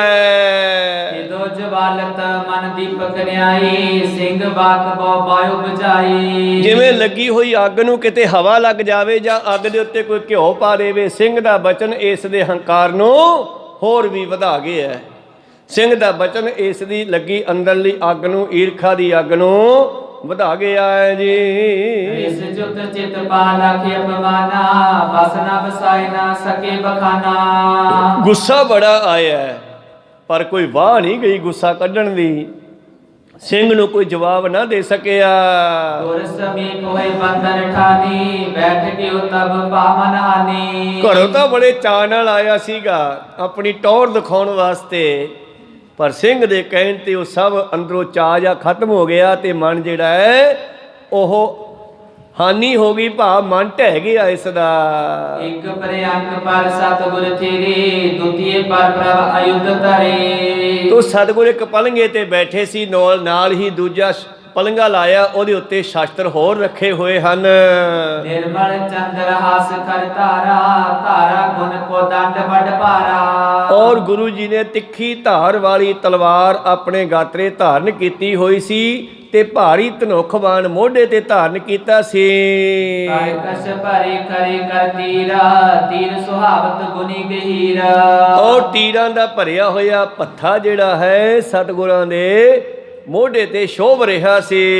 ਏਕ ਚਮਰ ਸਤਿਗੁਰ ਸਿਰ ਫਿਰੈ, ਦੁਸਤ ਸ਼ਸਤਰਨ ਉਪਰ ਟੁਰੈ। ਤੇ ਸਤਿਗੁਰ ਦਾ ਹੁਕਮ ਸੀ। ਅੱਜ ਪਤਾ ਨਹੀਂ ਕੈਸਾ ਕੌਤਕ ਕੀਤਾ। ਵੈਸੇ ਸ਼ਾਸਤਰ ਦੀ ਪੂਜਾ ਸਿੱਖ ਕਰਦੇ, ਆਪਾਂ ਉੱਪਰ ਨਮਸਕਾਰ ਕਰਨ ਜਾਂਦੇ ਹਾਂ, ਉੱਥੇ ਸ਼ਾਸਤਰੀ ਰੱਖੇ ਆ। ਤਾਂ ਸਿੰਘ ਦੋ ਚੀਜ਼ਾਂ ਨੂੰ ਹੀ ਸਿੱਖ ਮੱਥਾ ਟੇਕਦਾ, ਜਾਂ ਗੁਰੂ ਗ੍ਰੰਥ ਸਾਹਿਬ ਮਹਾਰਾਜ ਜੀ ਨੂੰ ਤੇ ਜਾਂ ਸ਼ਾਸਤਰ ਨੂੰ। ਜਿੱਤੇ ਸ਼ਾਸਤਰ ਨਾਮੰ ਨਮਸਕਾਰ ਤਾਮੰ, ਜਿੱਤੇ ਸ਼ਾਸਤਰ ਭਯੰ ਨਮਸਕਾਰ ਤਿਯੰ। ਧਾਰਮਿਕ ਗ੍ਰੰਥਾਂ ਦਾ ਵੀ ਸਤਿਕਾਰ ਕਰੋ ਔਰ ਸ਼ਾਸਤਰ ਦਾ ਵੀ ਸਤਿਕਾਰ ਕਰੋ। ਇੱਕ ਚੌਰ ਸਾਹਿਬ ਸ਼ਾਸਤਰਾਂ 'ਤੇ ਚੱਲ ਰਿਹਾ ਹੈ, ਤੇ ਇੱਕ ਚੌਰ ਸਾਹਿਬ ਮੇਰੇ ਪ੍ਰੀਤਮ ਤੇ ਚੱਲ ਰਿਹਾ ਹੈ ਜੀ। ਹੀਰ ਕਪੂਰਾ ਤਰਕਤ ਭਾਖੀ ਭਲੀ ਬਣਾਏ ਸ਼ਾਸਤਰੀ ਰਾਖੀ। ਔਰ ਕਪੂਰਾ ਫਿਰ ਵੇਖ ਕਰਕੇ ਕਹਿੰਦਾ ਹੈ ਆ ਤਾਂ ਬੜੇ ਸਜਾ ਕੇ ਰੱਖੇ ਆ ਸ਼ਸਤਰ ਮਹਾਰਾਜ। ਰਾਵਰ ਸਿਰ ਪਰ ਚਾਮਰ ਤੀਰਤ ਇਹ ਤੋ ਰੀਤ ਆਦ ਕੀ ਹੀਰਤ। ਕਹਿੰਦਾ ਪਰ ਮੈਨੂੰ ਇੱਕ ਗੱਲ ਦੀ ਸਮਝ ਨਹੀਂ ਆਈ ਕਿ ਵੀ ਤੁਹਾਡੇ ਸੀਸ ਉੱਪਰ ਚੌਰ ਚੱਲ ਰਿਹਾ ਤਾਂ ਠੀਕ ਹੈ, ਆ ਪਲੰਗੇ ਤੇ ਪਏ ਸ਼ਸਤਰਾਂ ਉੱਤੇ ਚੌਰ ਕਿਉਂ ਚਲਾਇਆ, ਇਹਦਾ ਕੀ ਮਤਲਬ ਹੈ? ਦੂਸਰ ਸ਼ਾਸਤਰਨ ਪਰ ਸਿਰ ਬਾਬੋ ਇਹ ਤੋ ਰੀਤ ਨਹੀਂ ਬਿਦਤਾਵੋ। ਇਹ ਨਵੀਂ ਰੀਤ ਮੈਂ ਅੱਜ ਵੇਖੀ ਆ। ਧੂਪ ਤੁਖਾਵਤ ਚੰਦਨ ਚਰਚਾ ਫੂਲਨ ਮਾਲ ਵਿਸਾਲੇ ਅਰਚਾ। ਔਰ ਸ਼ਸਤਰਾਂ ਦੀ ਪੂਜਾ ਕੀਤੀ ਹੋਈ ਹੈ, ਸ਼ਸਤਰਾਂ ਕੋਲੇ ਫੁੱਲ ਰੱਖੇ ਹੋਏ ਆ, ਸੁਗੰਧੀ ਛਿੜਕੀ ਹੋਈ ਹੈ, ਧੂਪ ਲਾਈ ਹੋਈ ਹੈ, ਇਹਦਾ ਕੀ ਕਾਰਨ ਹੈ? ਸੁਣ ਸ਼੍ਰੀ ਮੁਖ ਤੇ ਕਹਿ ਸਮਝਾਇਓ ਸ਼ਾਸਤਰ ਅਦਬ ਚਾਹੇ ਰਖਵਾਇਓ। ਬਾਦਸ਼ਾਹ ਕਹਿੰਦੇ ਕਪੂਰੀਆ ਮੈਂ ਚਾਹਣਾ ਕਿ ਮੇਰੇ ਸਿੰਘਾਂ ਵਿੱਚ ਸ਼ਸਤਰਾਂ ਦਾ ਵੀ ਸਤਿਕਾਰ ਹੋਵੇ, ਕਿਉਂਕਿ ਸ਼ਸਤਰ ਬਿਨਾ ਬੰਦਾ ਕੁਛ ਵੀ ਨਹੀਂ ਹੈ। ਬਿਨ ਕੇਸੰਗ ਬਿਨ ਸ਼ਾਸਤਰੰ ਨਰੰਗ ਭੇਡ ਜਾਨੋ। ਬਿਨਾ ਕੇਸਾਂ ਤੋਂ ਦਾੜੇ ਤੋਂ ਔਰ ਬਿਨਾ ਸ਼ਾਸਤਰਾਂ ਤੋਂ ਬੰਦਾ ਭੇਡ ਦੀ ਨਿਆਈ ਹੈ। ਤੇ ਉਹਨੂੰ ਦੁਸ਼ਮਣ ਗਹੋ ਕਾਨ ਤਾਹੇ ਕਿਤੇ ਲੈ ਸਧਾਨੋ। ਜਿਵੇਂ ਭੇਡਾਂ ਨੂੰ ਮੰਨਣ ਵਾਲੇ ਫੜ ਕੇ ਤੇ ਉਹਨੂੰ ਢਾ ਲੈਂਦੇ ਆ ਤੇ ਫਿਰ ਮੰਨਦੇ ਆ ਉਹਦੀ ਮਰਜ਼ੀ ਦੇ ਨਾਲ। ਇਸ ਕਰਕੇ ਅੱਜ ਤਾਂ ਸ਼ਸਤਰ ਦੀ ਬੜੀ ਲੋੜ ਪੈ ਰਹੀ ਹੈ। ਘਟਨਾਵਾਂ ਕੈਸੀਆਂ ਕੈਸੀਆਂ ਹੁੰਦੀਆਂ ਵੇਖ ਰਹੇ ਆ। ਸਾਨੂੰ ਸਿੱਖਾਂ ਨੂੰ ਸ਼ਸਤਰਧਾਰੀ ਹੋਣਾ ਚਾਹੀਦਾ, ਸ਼ਸਤਰ ਦੀ ਕਦੇ ਵੀ ਲੋੜ ਪੈ ਸਕਦੀ ਹੈ। ਇਸ ਕਰਕੇ ਉਸ ਵੇਲੇ ਵੀ ਪਾਤਸ਼ਾਹ ਕਹਿ ਰਹੇ ਹੈ ਕਿ ਮੈਂ ਚਾਹੁੰਦਾ ਸਿੱਖ ਸ਼ਸਤਰ ਦਾ ਸਤਿਕਾਰ ਕਰਨ, ਨਹੀਂ ਤਾਂ ਸ਼ਸਤਰ ਤੋਂ ਬਗੈਰ ਬੰਦਾ ਨਿਹੱਥਾ ਜਿਹੜਾ ਹੈ ਉਹਦੇ ਵਿੱਚ ਤਾਕਤ ਨਹੀਂ ਆਉਂਦੀ। ਸ਼ਸਤਰ ਨਾਲ ਇੱਕ ਬੰਦਾ 10 ਗੁਣਾ ਹੋ ਜਾਂਦਾ। 1.25 ਲੱਖ ਸੇ ਏਕ ਲੜਾਊਂ ਤਵੈ ਗੋਬਿੰਦ ਸਿੰਘ ਨਾਮ ਕਹਾਊਂ। ਤਾਂ ਪੁੱਛਣ ਲੱਗੇ ਹਨ ਤੇ ਪਾਤਸ਼ਾਹ ਕਹਿੰਦੇ ਮੈਂ ਚਾਹਣਾ ਕਿ ਸਿੰਘ ਜਿਹੜੇ ਸ਼ਸਤਰਾਂ ਦਾ ਸਤਿਕਾਰ ਕਰਨ। ਬਾਕੀ ਆਇਆ ਪਾਵਨ ਥਿਰੈ ਚਮਰ ਟੁਰਤ ਸੋ ਵਰਜਨ ਕਰੈ। ਤੂੰ ਇਸ ਕਰਕੇ ਵੀ ਸ਼ਸਤਰਾਂ ਤੇ ਚੌਰ ਚਲਾਇਆ ਕੋਈ ਇਹਨਾਂ ਉੱਤੇ ਮੱਖੀ ਗੰਦੀ ਆ ਕੇ ਨਾ ਬੈਠੇ। ਇਹ ਸਭ ਕੇ ਸਿਰ ਮੋਰ ਸੁਰਨ ਮੈਂ ਦੀਰਪ ਗਨਤੇ ਫਤਿਹ ਸੁਰਨ ਮੈਂ। ਔਰ ਇਹ ਸ਼ਰਮੌਰ ਹੈ, ਦੇਵਲੋਕ ਤੋਂ ਆਏ ਨੇ ਸ਼ਸਤਰ। ਇਹ ਪੂਜਨੀਕ ਹਨ, ਜਿਹੜੇ ਇਹਨਾਂ ਪੂਜਨ ਨੂੰ ਪੂਜਣਗੇ ਉਹ ਰਣ ਖੇਤਰ ਵਿੱਚ ਵੈਰੀਆਂ ਉੱਤੇ ਫਤਿਹ ਪ੍ਰਾਪਤ ਕਰਨਗੇ। ਭਾਵ ਜੇ ਸ਼ਸਤਰ ਦਾ ਖਿਆਲ ਹੀ ਨਾ ਰੱਖਿਆ, ਜੇ ਸ਼ਸਤਰ ਨੂੰ ਹਮੇਸ਼ਾ ਉਸ ਨੂੰ ਚੈੱਕ ਨਾ ਕੀਤਾ, ਹਰ ਵੇਲੇ ਟੈਸਟ ਨਾ ਕੀਤਾ, ਉਹਨੂੰ ਸੰਭਾਲ ਕੇ ਨਾ ਰੱਖਿਆ, ਉਹਦੀ ਜਰਜੁੜ ਨਾ ਲਾਹੀ, ਉਹਨੂੰ ਮਿਆਨ ਚੋਂ ਕੱਢ ਕੇ ਨਾ ਵੇਖਿਆ ਤੇ ਐਨ ਮੌਕੇ ਤੇ ਮੁੜ ਕੇ ਜੇ ਮਿਆਨ ਚੋਂ ਨਾ ਨਿਕਲਿਆ ਫਿਰ ਕੀ ਫਾਇਦਾ। ਕਹੋ ਸਤਨਾਮ। ਇਸ ਕਰਕੇ ਜਿਹੜਾ ਸ਼ਸਤਰਾਂ ਸਤਿਕਾਰ ਕਰਦਾ ਹੈ ਉਹ ਦੇਵਲੋਕ ਵਿੱਚ ਵੀ ਪ੍ਰਵਾਨ ਹੋਵੇਗਾ ਤੇ ਮਾਤ ਲੋਕ ਵਿੱਚ ਵੀ ਉਹ ਜਿੱਤਾਂ ਪ੍ਰਾਪਤ ਕਰੇਗਾ। ਤੀਰਥੀ ਸੁਰਗ ਕੋ ਰਾਜ ਕਨੇਰਾ ਔਜ ਸੁਰਾਸਰ ਕੀਰ ਬਡੀਰਾ। ਪ੍ਰਿਥਵੀ ਉੱਤੇ ਸਵਰਗਾਂ ਦਾ ਵੱਡਾ ਰਾਜ ਇੱਥੇ ਪ੍ਰਾਪਤ ਕਰੇਗਾ ਸ਼ਸਤਰਾਂ ਨਾਲ। ਕੋ ਕਿਸੀ ਕੋ ਰਾਜ ਨਾ ਦੇ ਹੈ, ਜੋ ਲੈ ਹੈ ਨਿਜ ਬਲ ਪਰ ਲੈ ਹੈ। ਸ਼ਸਤਰਾਂ ਨਾਲ ਹੀ ਰਾਜ ਪ੍ਰਾਪਤ ਹੁੰਦਾ, ਬਿਨਾਂ ਸ਼ਸਤਰਾਂ ਤੋਂ ਰਾਜ ਵੀ ਨਹੀਂ ਮਿਲਦਾ। ਸਭ ਸ਼ਾਸਤਰਨ ਕੇ ਹੈ ਅਨਸਾਰੇ ਜੀਨ ਧਰੇ ਸੋ ਹੋਈ ਬਲ ਭਾਰੇ। ਇਸ ਕਰਕੇ ਸ਼ਸਤਰਾਂ ਦੇ ਅਨੁਸਾਰ ਸਭ ਕੁਝ ਜਿਹੜਾ ਸ਼ਸਤਰ ਧਾਰਨ ਕਰਦਾ ਹੈ ਉਹ ਤਾਕਤਵਰ ਹੁੰਦਾ ਹੈ। ਇਨ ਸਮ ਸ਼ਕਤਵੰਤ ਨੇ ਕੋ ਜੋ ਕਰ ਧਰੇ ਬਲੀ ਹੋਏ ਸੋ। ਇਸ ਕਰਕੇ ਸ਼ਸਤਰਾਂ ਤੋਂ ਤਕੜਾ ਕੋਈ ਨਹੀਂ। ਹੁਣ ਕਿਸੇ ਬੰਦੇ ਦੇ ਹੱਥ ਵਿੱਚ ਪਿਸਤੌਲ ਹੋਵੇ, ਭਾਵੇਂ ਸਰੀਰ ਕਰਕੇ ਸੁੱਕਾ ਜਿਹਾ ਹੋਵੇ, ਕਮਜ਼ੋਰ ਜਿਹਾ ਹੋਵੇ, ਤੇ ਸਾਹਮਣੇ ਕਿਸੇ ਤਕੜੇ ਬੰਦੇ ਦੇ ਕੰਨ ਤੇ ਉਹਦੀ ਲਾ ਲਵੇ ਨਾਲੀ ਤੇ ਉਹ ਡਰ ਜਾਵੇਗਾ, ਪਿਸਤੌਲ ਦੇਖ ਕੇ ਘਬਰਾ ਜਾਵੇਗਾ, ਹੱਥ ਬੰਨੇਗਾ। ਭਾਵ ਇਹ ਕਾਹਦੇ ਵਿੱਚ ਤਾਕਤ ਹੈ? ਸ਼ਸਤਰ ਦੇ ਵਿੱਚ। ਕਹੋ ਸਤਨਾਮ। ਇਸ ਕਰਕੇ ਸਤਿਗੁਰਾਂ ਨੇ 6ਵੇਂ ਪਾਤਸ਼ਾਹ ਜੀ ਨੇ ਸੰਗਤ ਨੂੰ ਕਹਿ ਦਿੱਤਾ ਸੀ, ਜਦੋਂ ਸੰਗਤ ਨੇ ਆ ਕੇ ਬੇਨਤੀ ਕਰਨੀ ਮਹਾਰਾਜ ਆ ਸਾਡੇ ਕੋਲੋਂ ਘੋੜੇ ਖੋਲੇ, ਦੁਸ਼ਾਲੇ ਖੋਲੇ ਜੀ, ਰਸਤੇ ਵਿੱਚ ਲੜ ਪੈਂਦੇ ਆ ਲੋਕ ਸਾਡੇ ਨਾਲ, ਅਸੀਂ ਕੀ ਕਰੀਏ? ਪਾਤਸ਼ਾਹ ਕਹਿੰਦੇ ਸ਼ਸਤਰ ਰੱਖੋ, ਖਾਲੀ ਹੱਥ ਕਿਉਂ ਆਉਣੇ ਹੋ? ਹੱਥ ਵਿੱਚ ਡਾਂਗਾ ਸੋਟੇ, ਕੋਈ ਵਰਸ਼ਾ ਭਾਲਾ, ਕੋਈ ਤਲਵਾਰ ਰੱਖਿਆ ਕਰੋ ਗਾਤਰੇ, ਦੁਸ਼ਮਣ ਆਪੇ ਦੂਰ ਹਟ ਜਾਵੇਗਾ। 2-4 ਵਾਰੀ ਲੜਾਈਆਂ ਹੋਣੀਆਂ, ਮੁੜ ਕੇ ਕੋਈ ਤੁਹਾਡੇ ਵੱਲ ਝਾਕੇਗਾ ਨਹੀਂ। ਤੇ ਫਿਰ ਸੰਗਤਾਂ ਜਿਹੜੀਆਂ ਸਾਡੀਆਂ ਉਹ ਸ਼ਸਤਰ ਰੱਖਣ ਲੱਗੀਆਂ। ਤੇ ਜਦ ਬਾਬਾ ਨਾਨਕ ਜੀ ਆਏ ਤੇ ਉਹਨਾਂ ਨੇ ਕੀ ਦੇਖਿਆ? ਭਾਰਤ ਵਾਸੀਆਂ ਦੀ ਹਾਲਤ।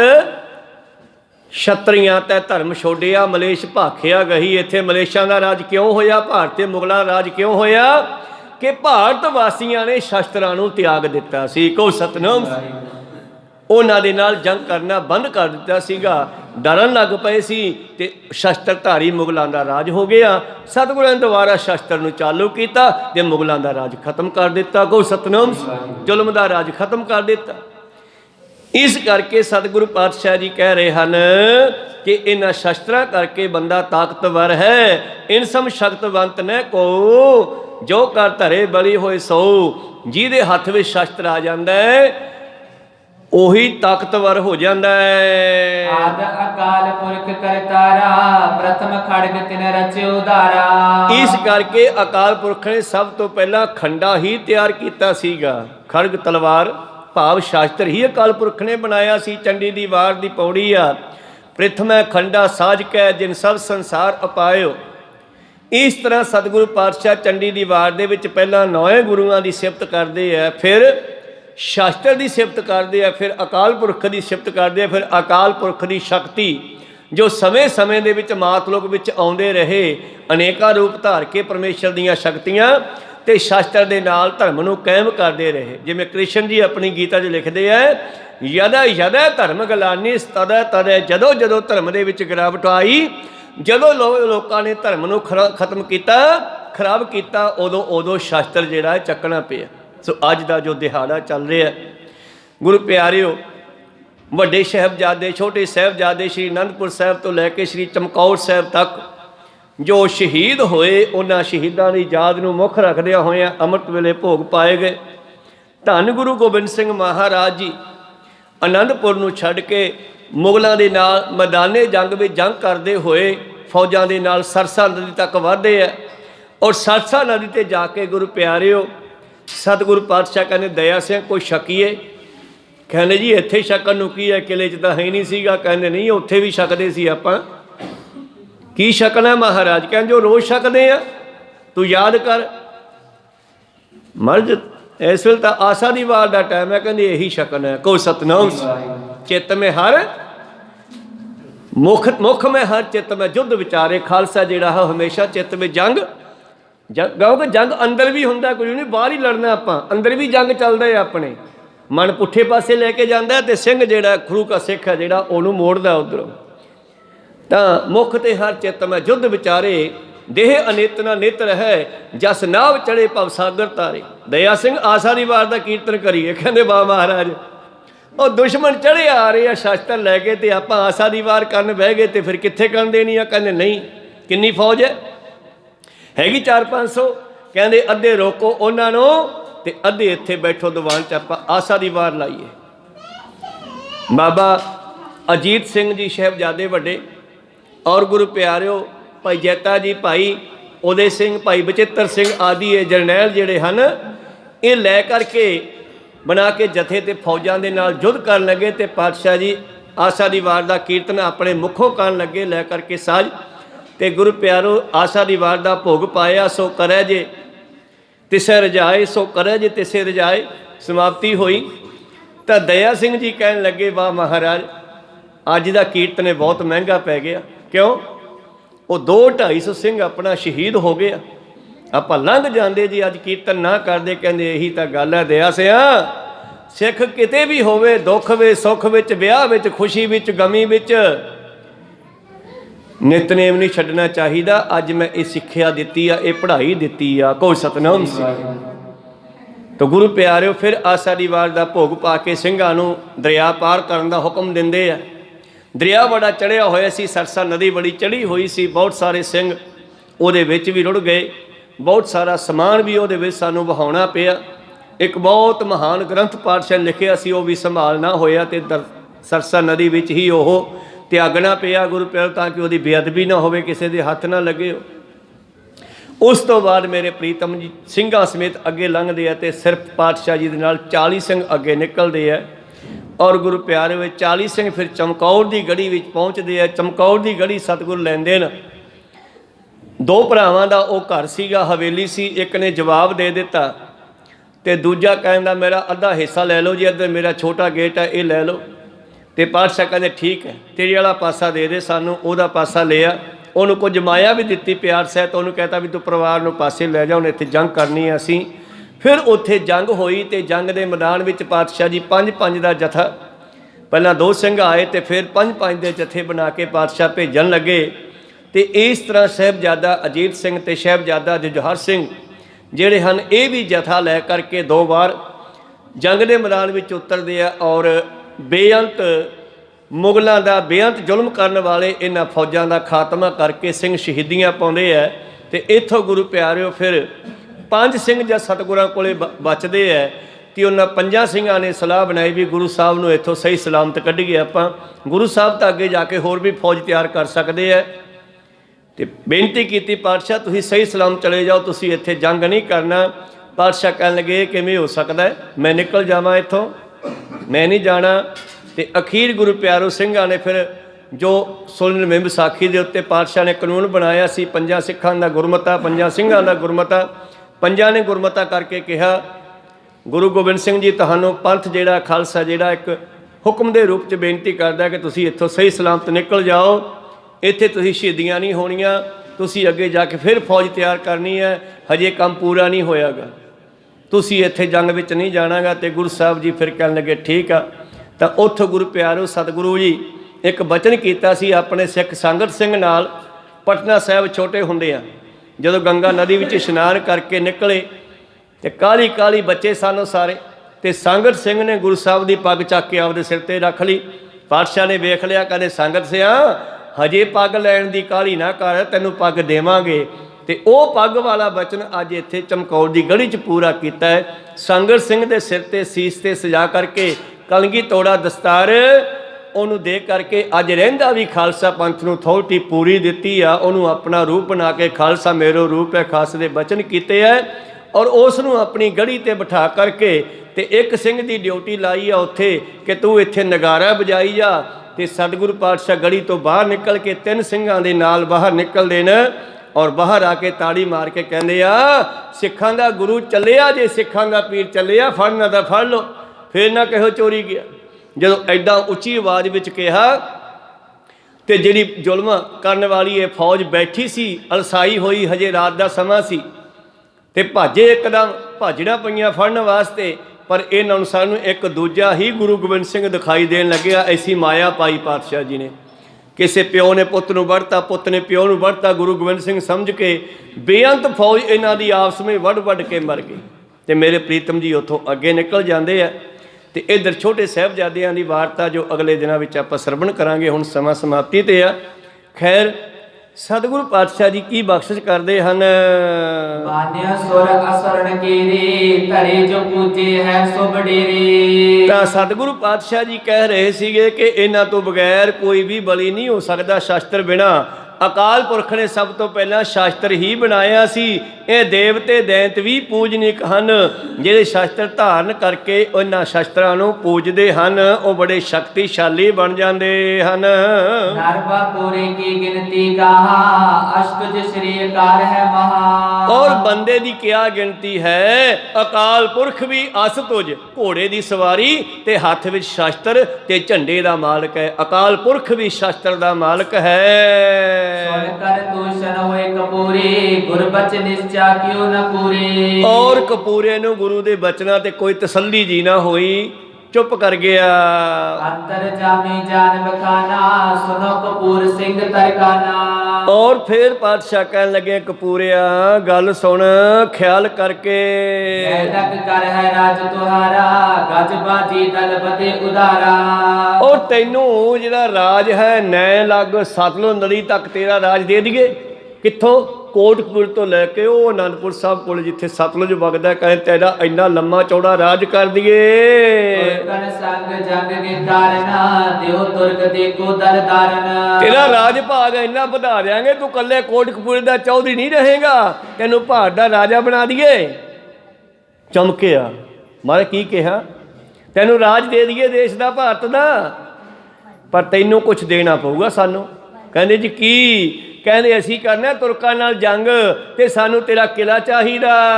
ਲਸ਼ਕਰ ਨੌ ਰੰਗ ਕੋਲਰ ਮਾਰੈ ਕਾਤਰ ਤੁਰਕ ਬਲਾਵਤ ਹਾਰੈ। ਔਰ ਅਸੀਂ ਇਸ ਕਿਲੇ ਦੇ ਵਿੱਚ ਖੜ ਕੇ ਪਿੱਛੇ ਆ ਰਹੇ ਲਸ਼ਕਰ ਨੂੰ ਕਾਤਰ ਗਿੱਦੜ ਰੂਪ ਤੁਰਕਾਂ ਨੂੰ ਮਾਰਨਾ ਭਜਾਉਣਾ ਹੈ। सुन कर दीन होए कर कहे हमने कहा शक्ति में है। ਔਰ ਜਦੋਂ ਇਸਨੇ ਵੇਖਿਆ ਵੀ ਜਿੱਥੇ ਮੈਨੂੰ ਸ਼ਕਤੀ ਰਾਜ ਭਾਗ ਦਿੰਦੇ ਸੀ ਮੈਥੋਂ ਕਿਲਾ ਮੰਗ ਲਿਆ, ਤਾਂ ਕੰਮ ਟੇਢਾ ਹੈ, ਜਾਣ ਕੇ ਮੈਨੂੰ ਲਾਲਚ ਦਿੰਦੇ ਨੇ। ਭਾਵਨ ਤਸੱਲੀ ਨਹੀਂ ਹੋਈ ਨਾ, ਪਹਿਲਾਂ ਨੇ ਬਚਨਾਂ ਤੇ ਸ਼ੰਕਾ ਹੋ ਗਿਆ, ਇਹਨਾਂ ਬਚਨਾਂ ਤੇ ਵੀ ਸ਼ੰਕਾ ਹੋ ਗਿਆ। ਕਹਿੰਦਾ ਜੀ ਮੇਰੇ ਚ ਇੰਨੀ ਕਿੱਥੇ ਤਾਕਤ ਹੈ।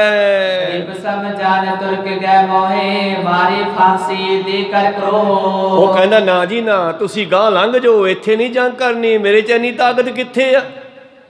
ਦੁਸ਼ਮਣ ਮੁਸਲਮਾਨ ਜਿਹੜੇ ਹਨ, ਮੁਗਲ ਜਿਹੜੇ ਹਨ, ਤੁਰਕ ਜਿਹੜੇ ਹਨ, ਮੈਨੂੰ ਫਾਂਸੀ ਦੇ ਕੇ ਮਾਰ ਦੇਣਗੇ।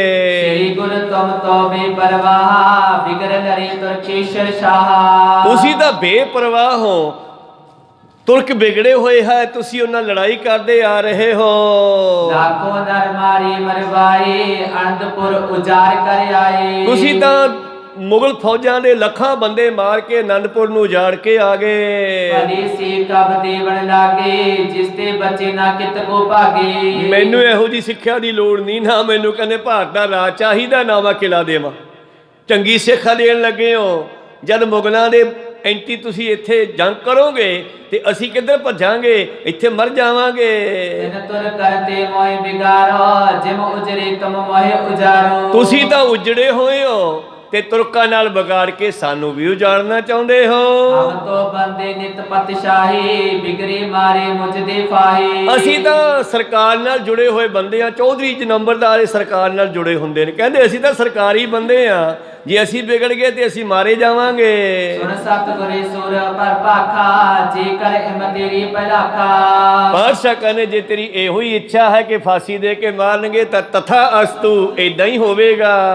औंदी पास तुर कह मारे घन अवगुण तुम कछ ना विचारे। ਇਹਨਾਂ ਕਹਿ ਕੇ ਪਾਤਸ਼ਾਹ ਚੁੱਪ ਕਰ ਗਏ। ਇਹ ਆਪਣੇ ਘਰ ਨੂੰ ਚਲਾ ਗਿਆ। ਹੋਰ ਕੀ ਵਿਚਾਰਾਂ ਹੋਈਆਂ ਅਗਲੇ ਦੀਵਾਨਾਂ ਵਿੱਚ ਸਰਵਣ ਕਰਾਂਗੇ, ਸਮਾਂ ਅੱਗੇ ਜਾ ਰਿਹਾ ਹੈ। ਸੋ ਅੱਜ ਦੇ ਉਹਨਾਂ ਮਹਾਨ ਸ਼ਹੀਦਾਂ ਨੂੰ ਨਤ ਨਤ ਨਮਸਕਾਰ ਹੈ, ਸਾਰੀਆਂ ਸੰਗਤਾਂ ਵੱਲੋਂ, ਦਾਸ ਵੱਲੋਂ ਵੀ, ਜਿਨ੍ਹਾਂ ਨੇ ਅਨੰਦਪੁਰ ਸਾਹਿਬ ਤੋਂ ਲੈ ਕੇ ਚਮਕੌਰ ਦੀ ਗੜੀ ਦੇ ਵਿੱਚ ਜਾ ਕਰਕੇ ਜੰਗ ਕੀਤੇ। ਰਸਤੇ ਵਿੱਚ ਵੀ ਬਹੁਤ ਸਾਰੇ ਉਹ ਸਿੰਘ ਸ਼ਹੀਦ ਹੋਏ ਜਿਨ੍ਹਾਂ ਦੇ ਨਾਮ ਇਤਿਹਾਸ ਵਿੱਚ ਦਰਜ ਨਹੀਂ ਹੋਏ, ਪਰ ਗੁਰੂ ਜਾਣਦਾ ਹੈ। ਉਹਨਾਂ ਸਾਰੇ ਹੀ ਸ਼ਹੀਦਾਂ ਨੂੰ ਆਪਣੀ ਸਭ ਦੀ ਨਮਸਕਾਰ ਹੈ। ਉਹ ਸਮਾਪਤੀ ਕਰੀਏ। ਮੋਲਦਿਆਂ ਨੇ ਕਾਂ ਅੱਖਰ ਬਾਅਦ ਘੱਟ ਹੋ ਜਾਂਦੇ। ਸਿੱਖ ਸੰਗਤਾਂ ਦੇ ਸਤਿਗੁਰੂ ਬਖਸ਼ਣ ਜੋਗ ਹੈ, ਬਖਸ਼ ਲੈਣਾ ਜੀ। हे अच्युत हे पार ब्रह्म अविनाशी अगन, हे पूरन हे सर्व मैं, हे संगी हे निरंकार, हे निर्गुण सब टेक। हे गोविंद हे गुण निधान, सदा विवेक। हे अपरंपर हर हरे, हो बनहार। हे संत है कै सदा संग, मेरा आधार। हे ठाकुर हों दासरो, निर्गुण गुण नहीं कोई। नानक दीजै नाम दान, आए प्रभ शरणागति, निध दयाल। एक अखर हर मन बसत, निहाल। एक ओंकार सतगुरु, साध सच होए। वाहिगुरु जी की फतेह है, आसन सोए। वाहिगुरु जी की फतेह है। आसन सोए। वाहिगुरु जी का खालसा, ਵਾਹਿਗੁਰੂ ਜੀ ਕੀ ਫਤਿਹ। ਬਹੁਤ ਬਹੁਤ ਧੰਨਵਾਦ ਸਰਬੱਤ ਸੰਗਤਾਂ ਜਿਨ੍ਹਾਂ ਨੇ ਹਾਜ਼ਰੀਆਂ ਭਰੀਆਂ। ਗੁਰੂ ਜੀ